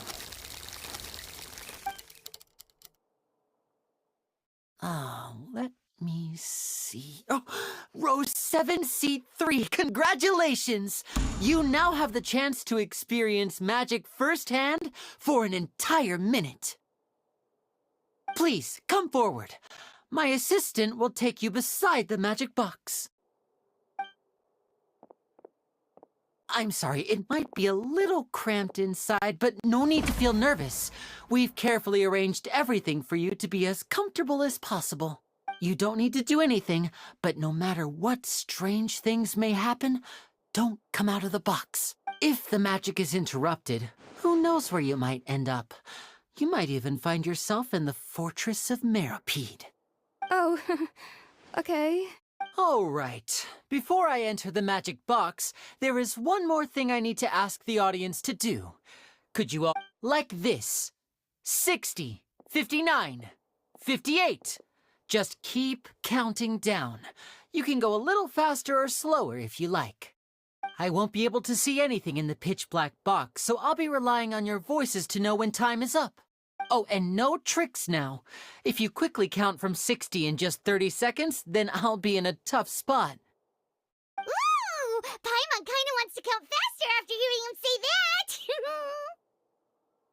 No, that won't do. I can see it in your eyes. You still can't be trusted. Let's practice together. Come on, repeat after me. 60, 59, 58. 60, 59, 58! That's right, perfect. Keep it going. All right, I'll see you all on the other side once you've finished counting. 54, 53, 52? Why aren't you counting, Nervalet? I am counting in my head. I think things are exciting enough in here as it merely a consequence of my identity and personality. Do not worry about me. Just enjoy the show. Oh, all right. You look so serious that Paimon thought you might be feeling uncomfortable or something. 40, 39, 38! Mr. Linney, are you all right in there? Is everything ready? Yes, I'm fine. I'm just double-checking the direction of the magic. It would be a disaster if we get sent to the wrong places. For example, mid-air right above the audience.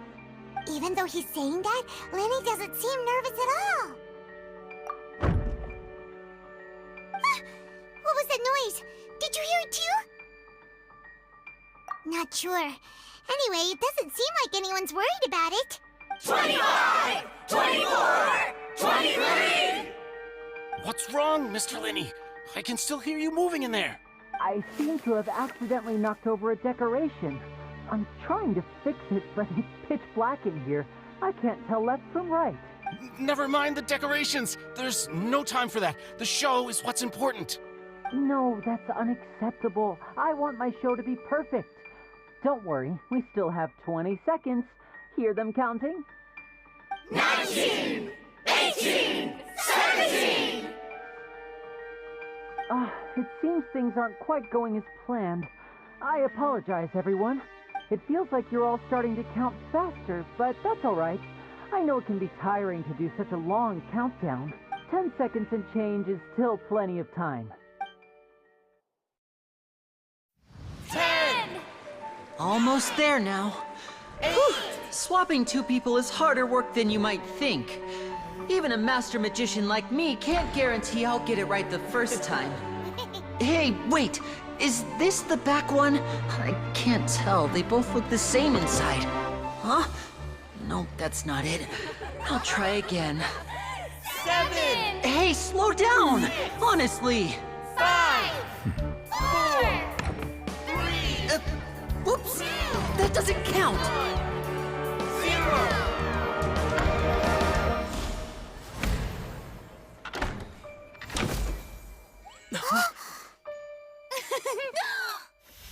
Ta-da!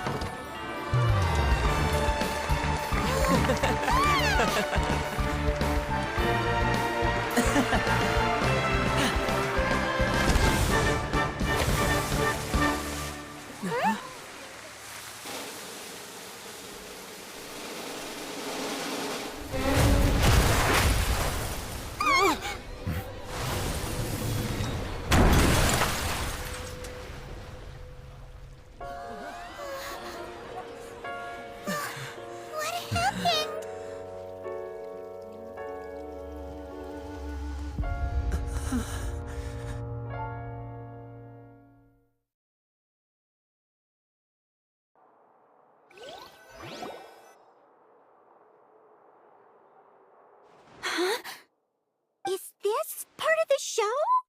Mr. Lenny, you're going to use magic to fix the stage now, right? What happened? Oh no. Maybe this isn't part of the show. The girl was still in that box, right? This performance is over.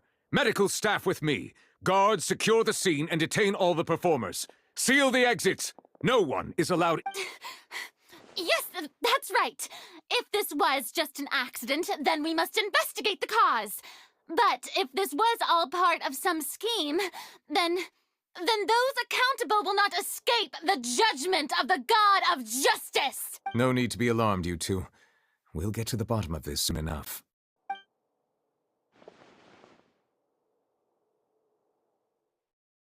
Unfortunately, the person who is in the magic box has been pronounced dead. His name was Cowell, one of the assistants in Linny's magic troupe. Apparently, the fireworks on stage ignited the ropes that were suspending the water tank, which then caused the tank to fall onto the stage. As of now, we are still not sure why we found Cowell in the box, rather than the guest from the audience. And after an initial search of the area, the guards have confirmed that the girl is nowhere to be found. It appears that this incident was not merely some mishap with the performance, and there are many indications that it is connected with the case of the serial disappearances of young women. The serial disappearances case? That's the case that Charlotte mentioned before! I know the truth. I can see through the whole thing. Really, using such a shallow and obvious mystery as his finale. Did he really underestimate us that badly? I say that our powerful magician, Mr. Linny, is now the prime suspect for the serial disappearances case. Huh? Why me? This whole thing was an accident. Oh, this all occurred during your magic show, did it not? The missing girl disappeared after being chosen, did she not? The deceased is one of your assistants, is he not? Now that I think about it, that whole speech about magicians making things disappear was nothing more than a provocation, a bald-faced challenge. That can't be right! How can Lenny do this? He was in the box on the stage the entire time! We can even hear his voice! Besides, before the show, he told us that he would like to catch the criminal behind the disappearances! He couldn't possibly mean catching himself! Save discussion for a later time, please. Lady Farina, may I assume that your comments just now constitute an accusation against Mr. Linny and his associates, and that you are pressing charges? Huh? I just think that he... Well, I think it might be a little early to talk about formally pressing charges. But what Lady Farina said just now makes perfect sense. Looks like she's gonna personally deliver justice. A kidnapping and murder carried out under the cover of a magic show. Lady Farina said it all.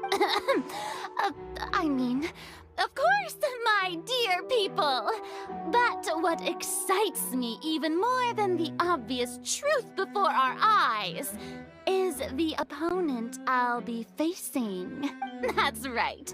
I mean you, Traveler. You'll support Lenny, won't you? After all, he was the one who helped you the first time we met. Then there's no problem at all. You know, the Traveler and I already had a duel, but with Lenny's help, our little duel ended in a draw. But draws really are the most boring possible outcome. So, no more draws. Between the two of us, there must be a clear winner and loser. And what better place to hold such a riveting showdown and decide the true victor than here, on the grandest of stages, the Opera Epiclese. Huh. It wasn't a draw. She obviously lost last time. I understand. Charges have now been pressed, and as such, a trial is in order. Well, Traveler, seems Lady Farina has set you in her sights. But putting her dramatic rhetoric aside for a moment, I would like to ask you, are you willing to act as Mr. Lenny's attorney and defend him in this case? Very well. The trial will be held a day from now in the Opera House. Both sides may investigate the scene to build their cases and search for the truth. Lenny and his troupe are all potential suspects and shall remain within the Opera House. The audience may begin to leave in an orderly fashion once they have been cleared by the guards. A day isn't that long. Let's see what kind of case this big-shot outlander can build in such a short amount of time. I'm really quite looking forward to hearing it.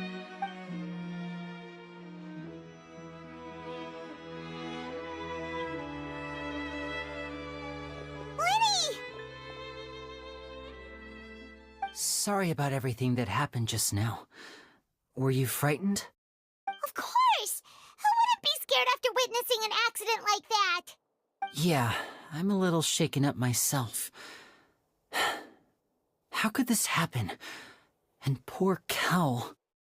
I know you already claimed that you would defend me, but now it's just us talking.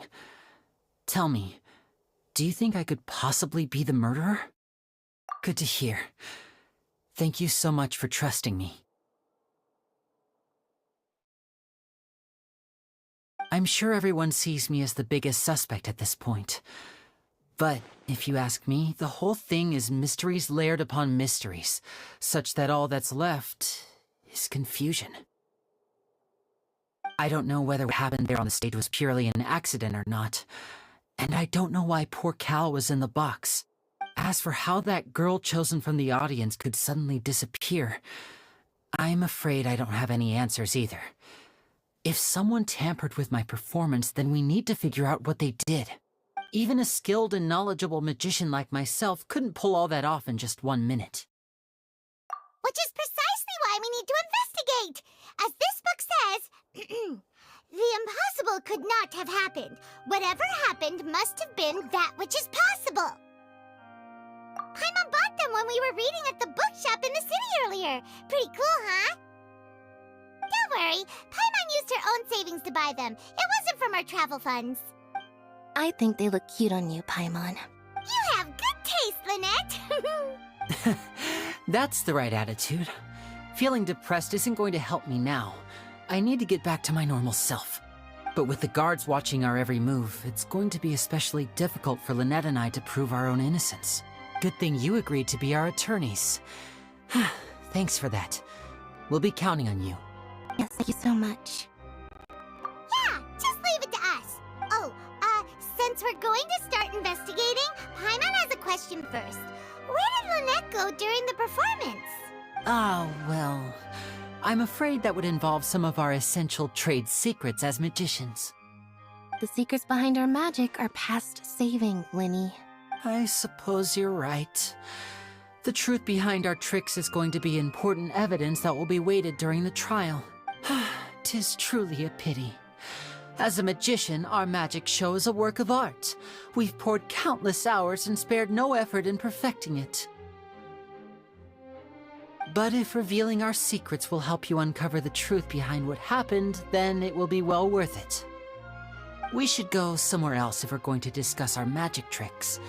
We'll go speak with the guards, and in the meantime, you can go investigate the stage and the seating areas. Alright, let's go have a look while the investigation teams are still here. Detective Paimon is on the case!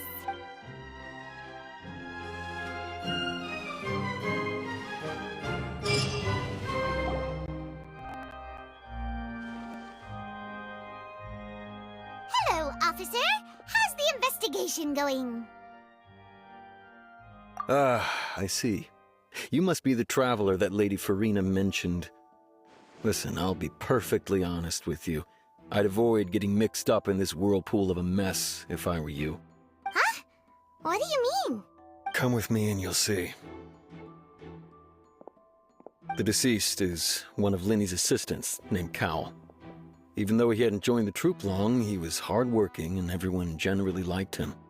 The assistants are usually in charge of setting up and inspecting the props, as well as assisting with the show and keeping the crowd engaged. As you probably saw when you were in the audience, the water tank suddenly fell and smashed the box with Cowl inside it. This is the real mystery. We've already searched the scene and were unable to find any traces of the girl.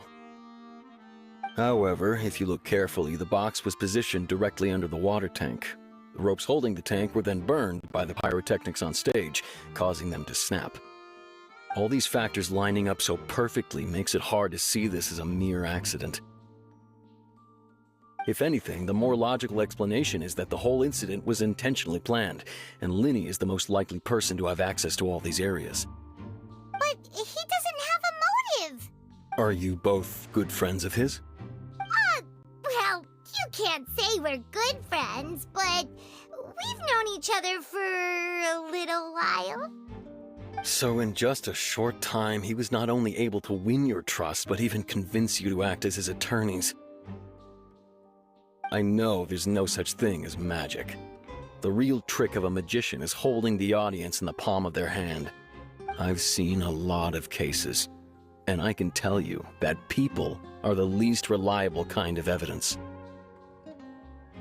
Sorry, I tend to be pretty straightforward.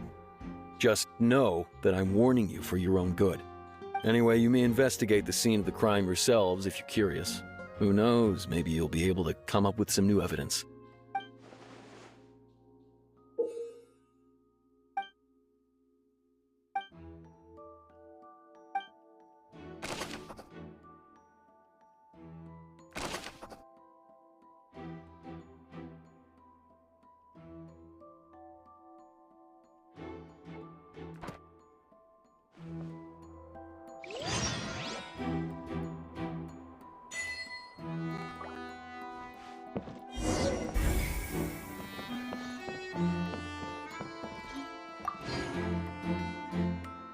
Go ahead, have a look around. In the end, we're both after the truth.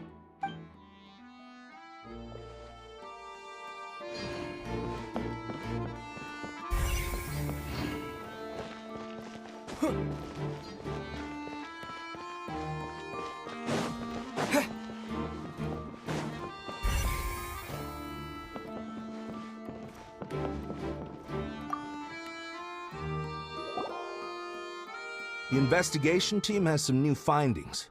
Turns out there's an issue with the random number selector after all. See, I told you.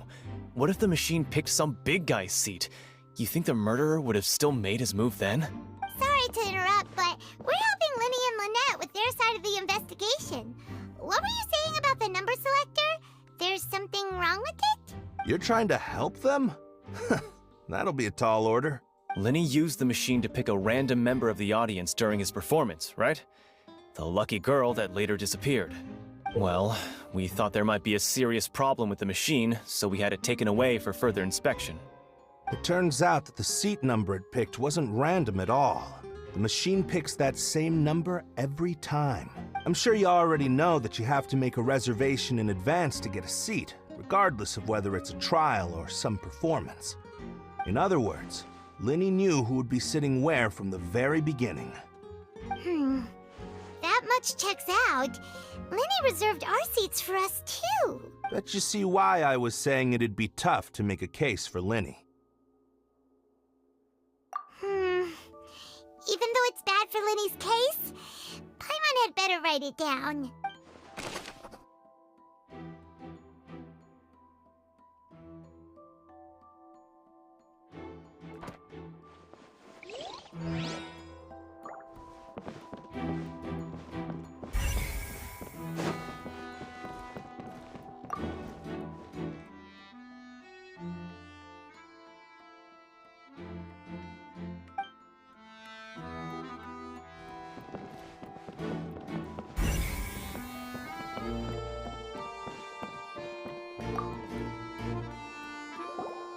So this is the rope that broke and caused the water tank to fall. The rope looks pretty durable. How can it be burned through so quickly by fireworks? Why are you suddenly so serious, Traveler?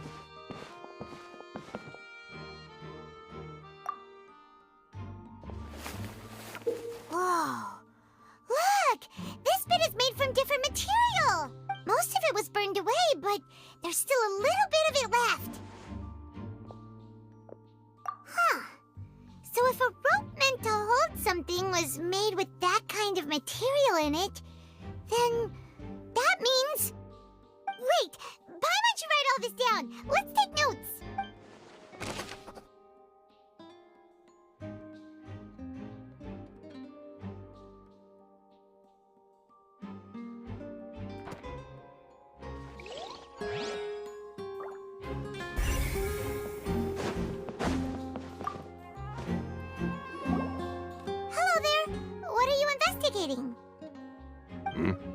Oh, this location has also been cordoned off because the Magic Troupe members are currently considered prime suspects. The investigation team is still collecting evidence. The seats were all booked in advance, so we were able to deduce the missing woman's identity by checking the guest list. Sure, it's not like this is confidential information. We will publish it later anyway when we petition the public to help us find the missing person. Her name is Halsey. She's a painter from Fontaine who's made a bit of a name for herself. Apparently, she wasn't a regular at the Opera House, but she'd been feeling some pressure with her work lately, which made her decide to come see the magic show. The Magic Troupe members all claim not to know her, and we have looked into her social connections. It seems that she has no personal grievances or conflicts of interest with the suspects. Simply put, she wasn't related to the Magic Troupe at all, which matches the features of the previous serial disappearances. Were the victims of previous cases also chosen at random? That's how it seems to us, in any case.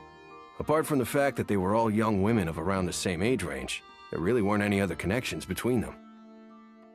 Okay then. No need to be so formal. If you do happen to see the missing girl, please be sure to contact us. It is of utmost importance that we get to the bottom of these disappearances.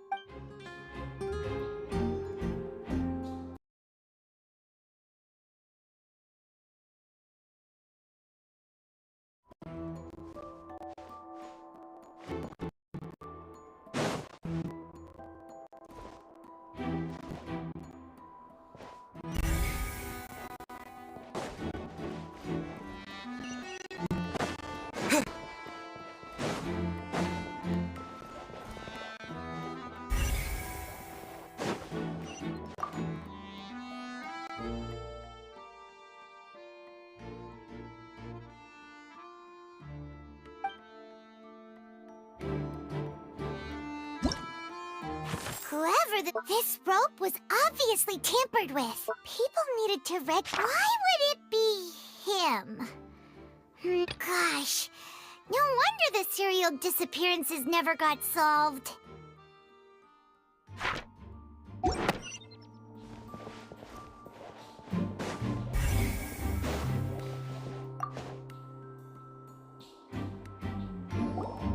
I see that you're investigating the area.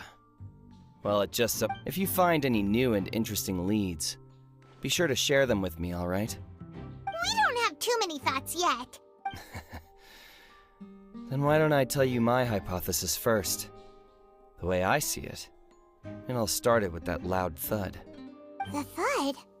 Oh, you mean the sound that happened during the countdown? Yes, exactly. It wasn't terribly loud, but I suspect that most people heard it. It's just that everyone was awaiting the results of Linny's trick with bated breath, so no one paid it much mind. But now that the incident has happened, the thud has become an important clue. That makes sense. So, what do you make of it? I'm of the opinion that it may have been the sound of Linny's accomplice. Lynette, perhaps. Jumping atop the water tank or something like that. And when the pyrotechnics went off, she cut the rope, sending the water tank crashing down. But wasn't the noise we heard too loud for that? Perhaps the balance wasn't right, leading to a particularly rough landing. Oh, that's true.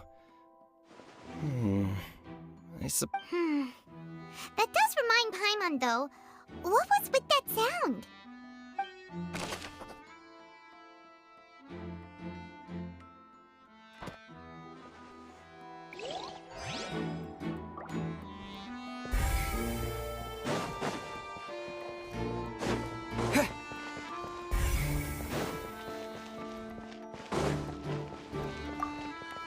Lenny's still talking to the guards. It seems he'll have a lot of explaining to do. I think someone will be assigned to monitor us later, but that's alright.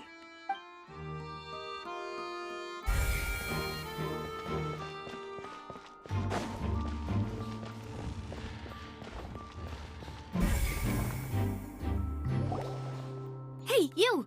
Yes, both of you! Over here! I've been keeping an eye on you for a while now. Huh? You mean us? That's right.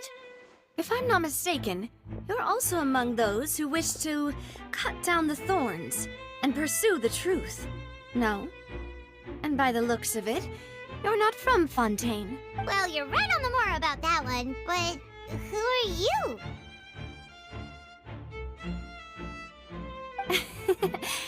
Have you never heard of the Spina di Rosula? From mediating disputes and providing protection to solving conundrums, you name it, Spina di Rosula does it.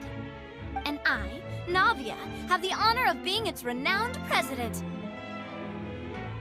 Though those who play by our rules call me boss.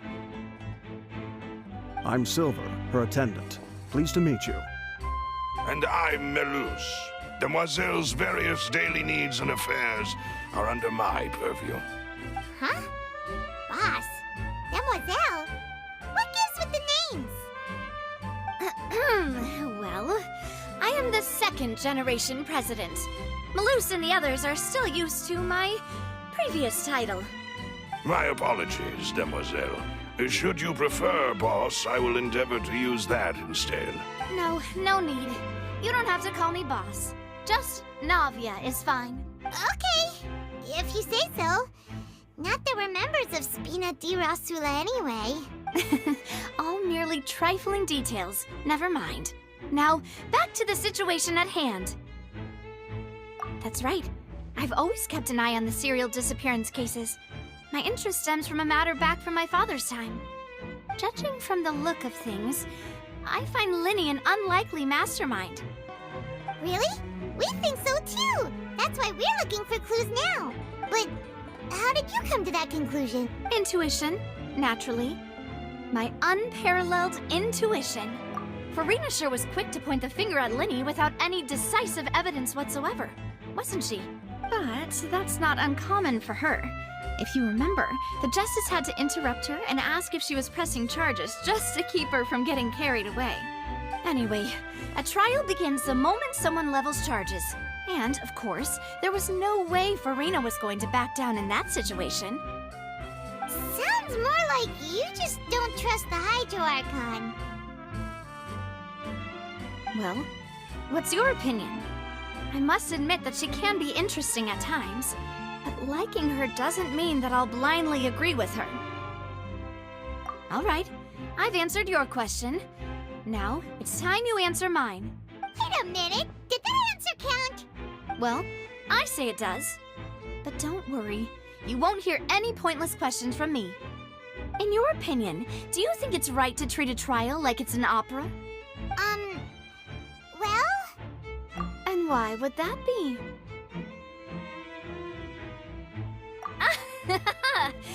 See, Silver and Maloose?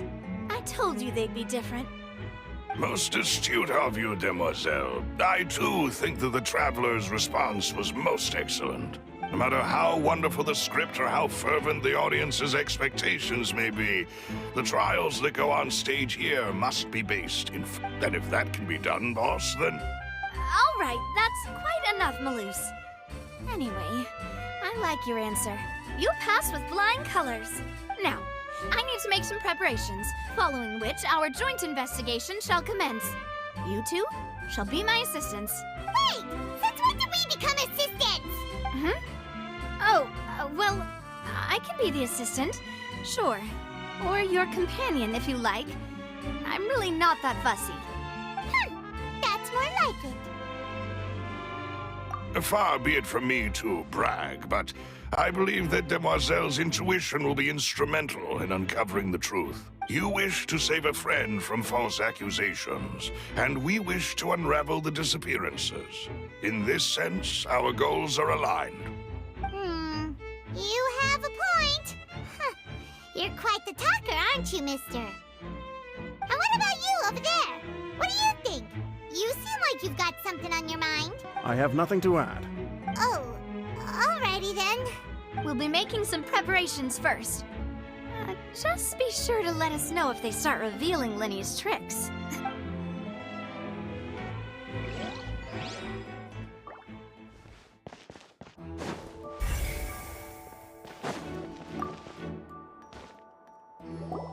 Sorry, but no one can freely enter or exit the Opera House at the moment. If you wish to leave, you must register your identity with us first. No, we're not leaving. We're representing Linny and Lynette as attorneys, so we're investigating the case. Were you always guarding this entrance? Yes. After the Chief Justice gave the order, everyone coming in or out must undergo a strict inspection. So, the missing girl couldn't have left from here. At least, not from that point on. I doubt there was much opportunity then, either. How can you be so sure, Well, because I was in charge of security near the entrance at that time. I couldn't see Linny's performance from here, which was quite a shame. Just my luck. But still, I did not abandon my post, and I stayed put no matter how loud the applause was. If someone had so much as even approached the door, I would have noticed it, let alone if they had tried to leave. We Melazines are good at that sort of thing, you know. So, it's safe to say the girl couldn't have left through here. Alright, thank you for your help. This'll be useful info.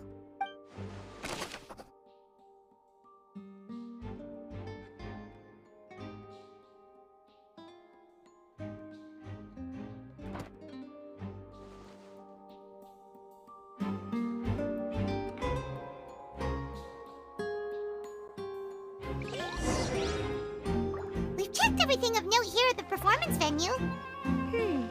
Paimon wonders how Linny's discussion with the guards is going. Let's go see, shall we? Ooh, things are getting interesting, huh? We're about... Understood. Then I will be going with you. Just so you're aware, I will be monitoring your actions and making notes as necessary. Very good. Thanks for being so agreeable. I'd pull a rose out of my hat as a gift for you if I could.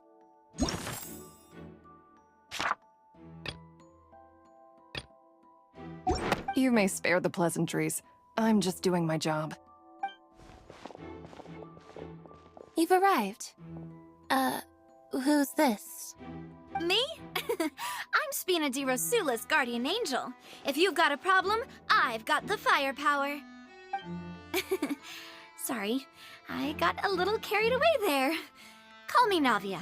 I'm a partner of theirs, and will be helping investigate this whole situation. And these are my companions. Would you mind if they join as well? Fine by me. Oh, new helpers? I would be most grateful. Well, let's just say we're tagging along.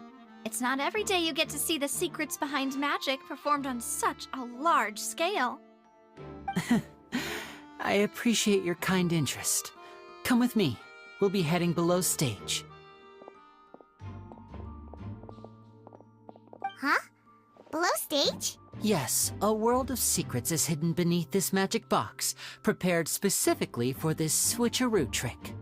But before I reveal everything, you should have a look first. Notice anything strange here?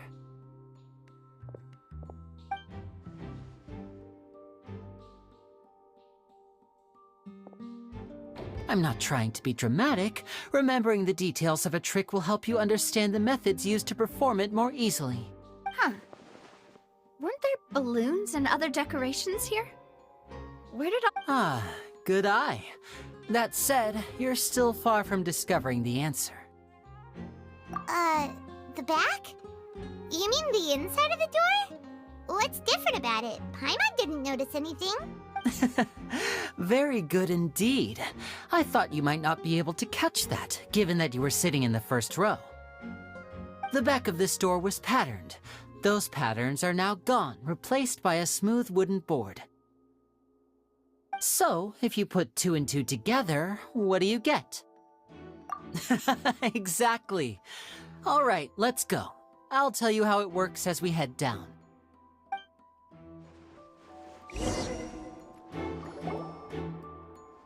Oh, so there was a passageway under the magic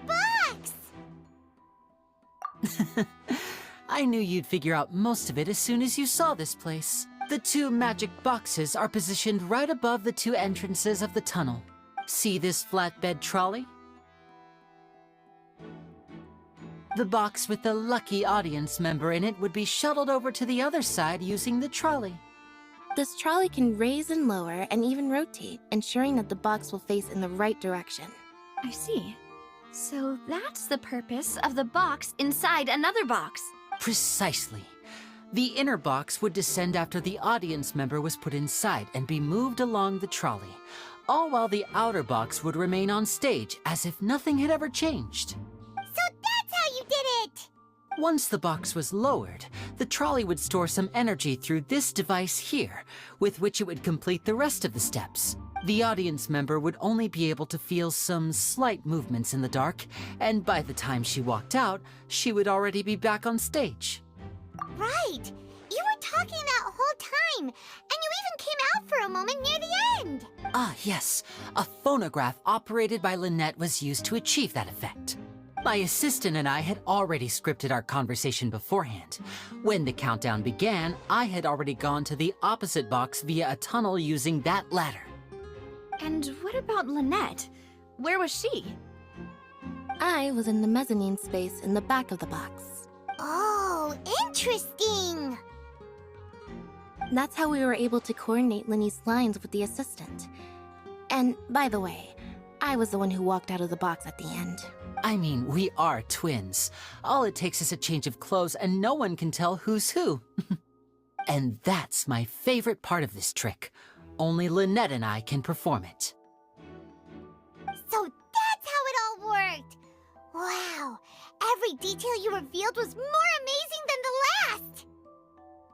Lynette would briefly walk out of the box and then go back in, jumping into the tunnel and escaping before the box on the trolley could finish ascending.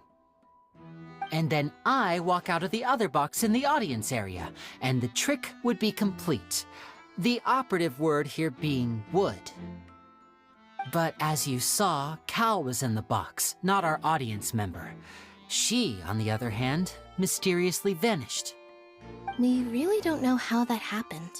If not for that interlude, this would have been an astonishing trick. I probably never would have figured out how you pulled it off. And yet, to think that someone was able to use this magic trick to commit a crime. Could we have a look around? I think we can come up with some more leads.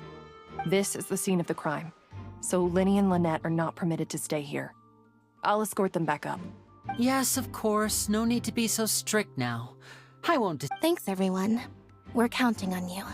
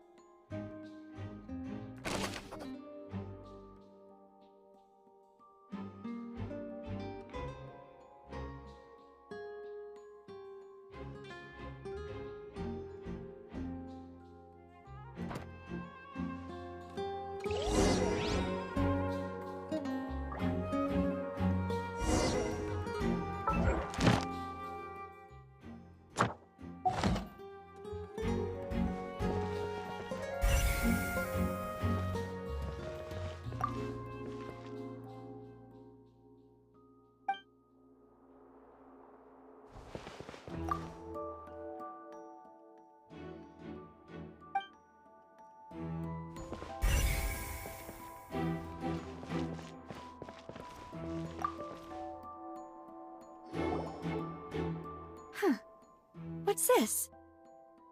Looks like a hook tied to the end of a rope. Huh? There's all kinds of odds and ends here. Perhaps it was a prop for a different trick. But why would it have been left here? Whatever it is, let's make a note of it first.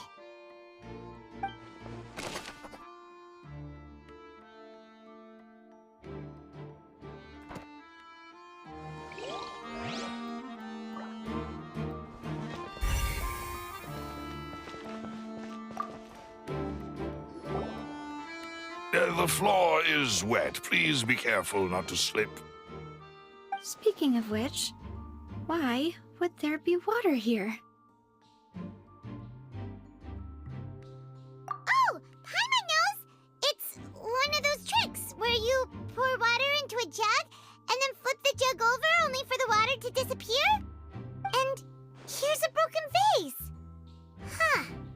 Did the trolley knock it down while moving?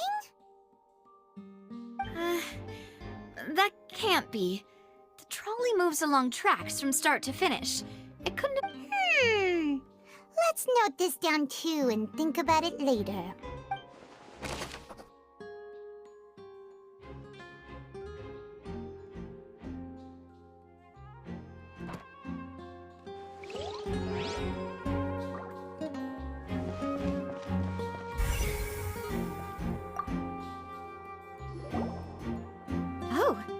These are the clothes that the lady chosen from the audience was wearing, right? Her clothes are here, but she's nowhere to be found. Right. And do you really need to do that if you're kidnapping them? Ugh, this is so confusing. Paimon doesn't want to be a detective anymore.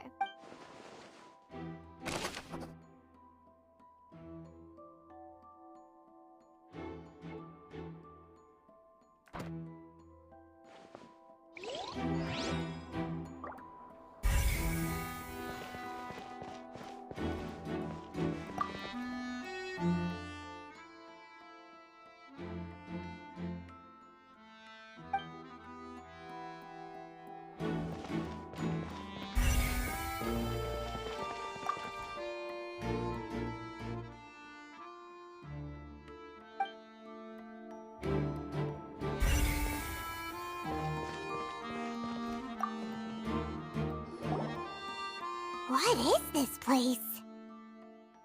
It seems someone could fit through here. Huh. Could this have been the suspect's escape route? Alone, perhaps.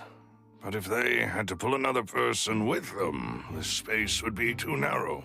But there are no other ways in or out of here. Oh, you're right! Let Paimon write that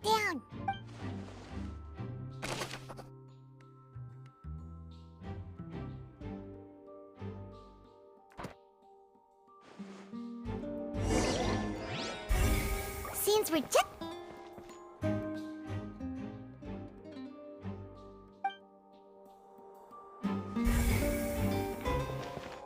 Yes, let's head back up.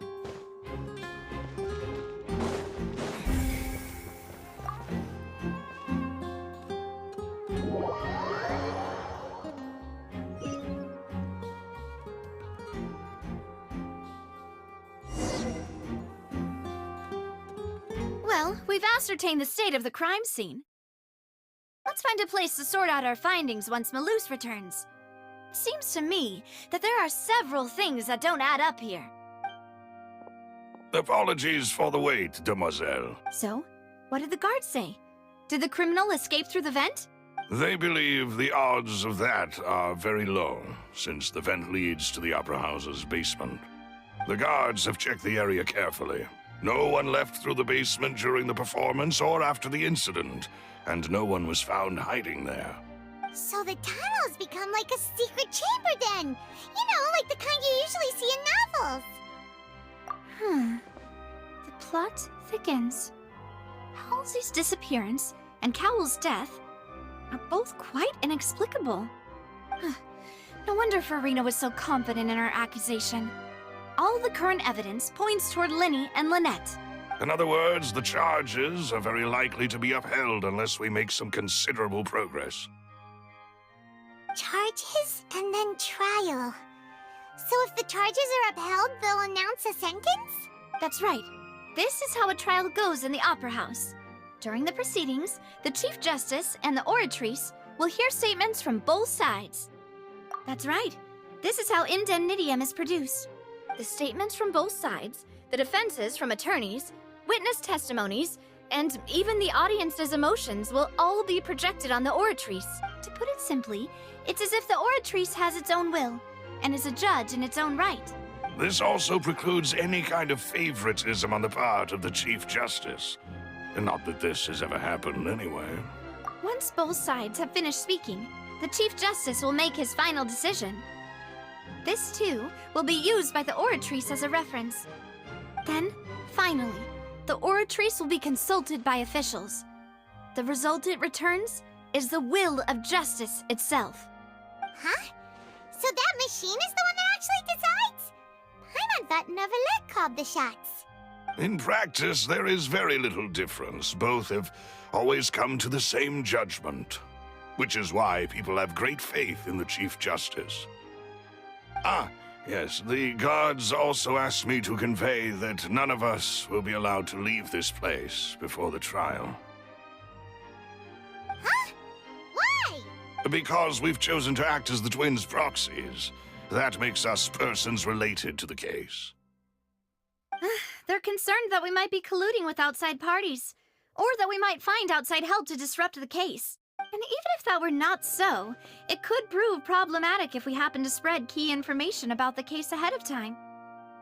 I'm ready to break out at any time. Whoa, whoa! There's no need for that! Paimon thinks they have a point. That said, are they providing food? Of course. I just hope you don't mind the lack of options. I'm afraid that catering to all tastes is not in the cards, nor is any guarantee of balanced nutrition. In that case, let's just sort out our findings together here. Pity. I was hoping to take you to try some of Fontaine's famous desserts, too. I mean, what better way to properly think through our findings than over some tea and sweets? Huh.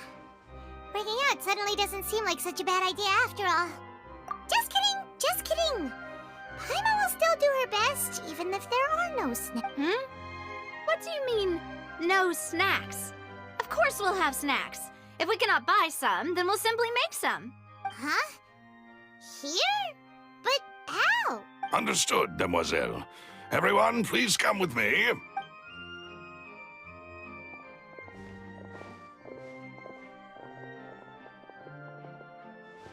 Wait, you're carrying a portable stove with you? Yes, I must be prepared to meet the demoiselle's baking needs whenever the fancy strikes her. I have eggs, sugar, and almonds at the ready.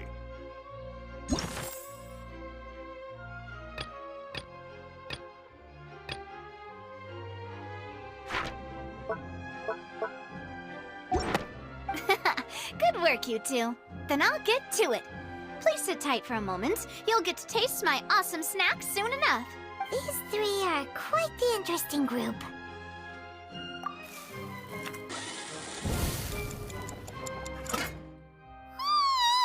And Paimon thought it smelled good while it was still in the oven!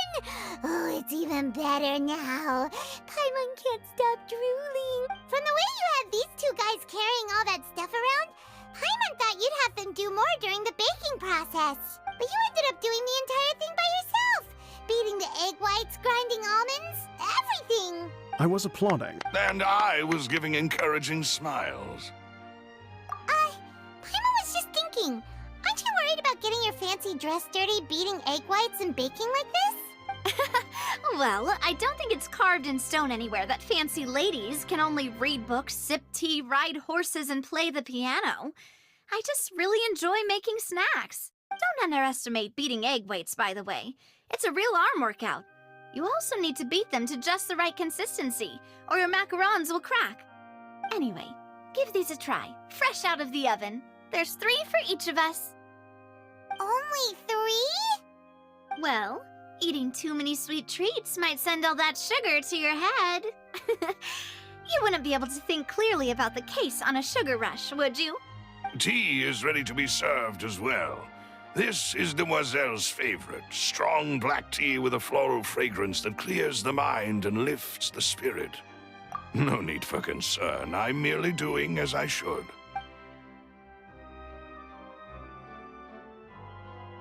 All right then, down to business. As Paimon mentioned previously, the tunnel seems to be something of a secret chamber. However, we can assume that Linny and Lynette were not alone within it. Some criminal also occupied its sealed confines. The magician twins could have committed the crimes, of course, but they lack any logical motive. Exactly! Why would they do such a thing right when everyone was watching? The flower vase and the thud we heard during the performance could indicate some altercation between Halsey and the criminal in the tunnel, resulting in the shattering of the vase, the discarding of her clothes, and her abduction. Perhaps the criminal thought that since she was chosen from the crowd, she would be too easy to identify if she was still wearing the same clothes. Paimon thinks that makes sense, but the real trouble is... True. None of the clues we found thus far support the existence of this third person. But the only people left to consider are both technically victims, whether it's the missing girl, Halsey, or poor Cowl. Huh. Could Halsey have secretly made modifications to the magic props in order to murder Cowl before making her escape? That's right. And even if she had tampered with the setup, she would need to understand the entire trick to pull it off. Nor does she have any motive. The guard said that she has never had any dealings with the magic troop's members. Were we not thorough enough in our search? From the sound of things, this is turning into an impossible case. Your macarons are amazing though, Navia. They smell great! They're nice and crisp and super sweet! They are my specialty, after all. Yeah. What? 5? Oh, that can't be right. Paimon only counted 3, honest! Please don't worry about it. At my age, a few less sweets might actually be a good thing. No. Being greedy is one thing, but Paimon knows how to count. Besides, Paimon knows that if she ate too many, then others wouldn't have enough. Wait, even you don't believe Paimon? How could you? If Paimon ate those 2 extra macarons, then may they turn into stone in her stomach! All right, we get it. Well, I suppose one of us might have gotten too engrossed in our chat and eaten them by mistake. Maloose, set up the stove again, if you would. Huh? What are you doing? Making sure everyone gets 3 macarons, of course. Exactly. We don't want to trouble you. As you wish, Demoiselle. And I have the egg, sugar, and almonds. Well, this really is your hobby, huh?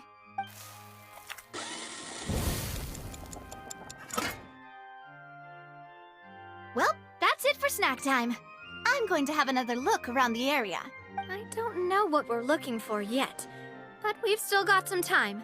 As attorneys, I suggest the two of you think the case over again. It would be awkward if you got all tongue-tied on stage during the trial. Alright, thanks for your help, and for the snacks.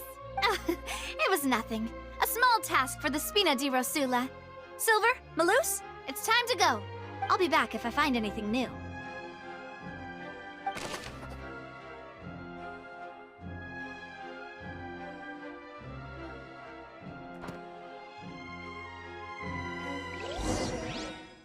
Alright, it's time to put our heads together.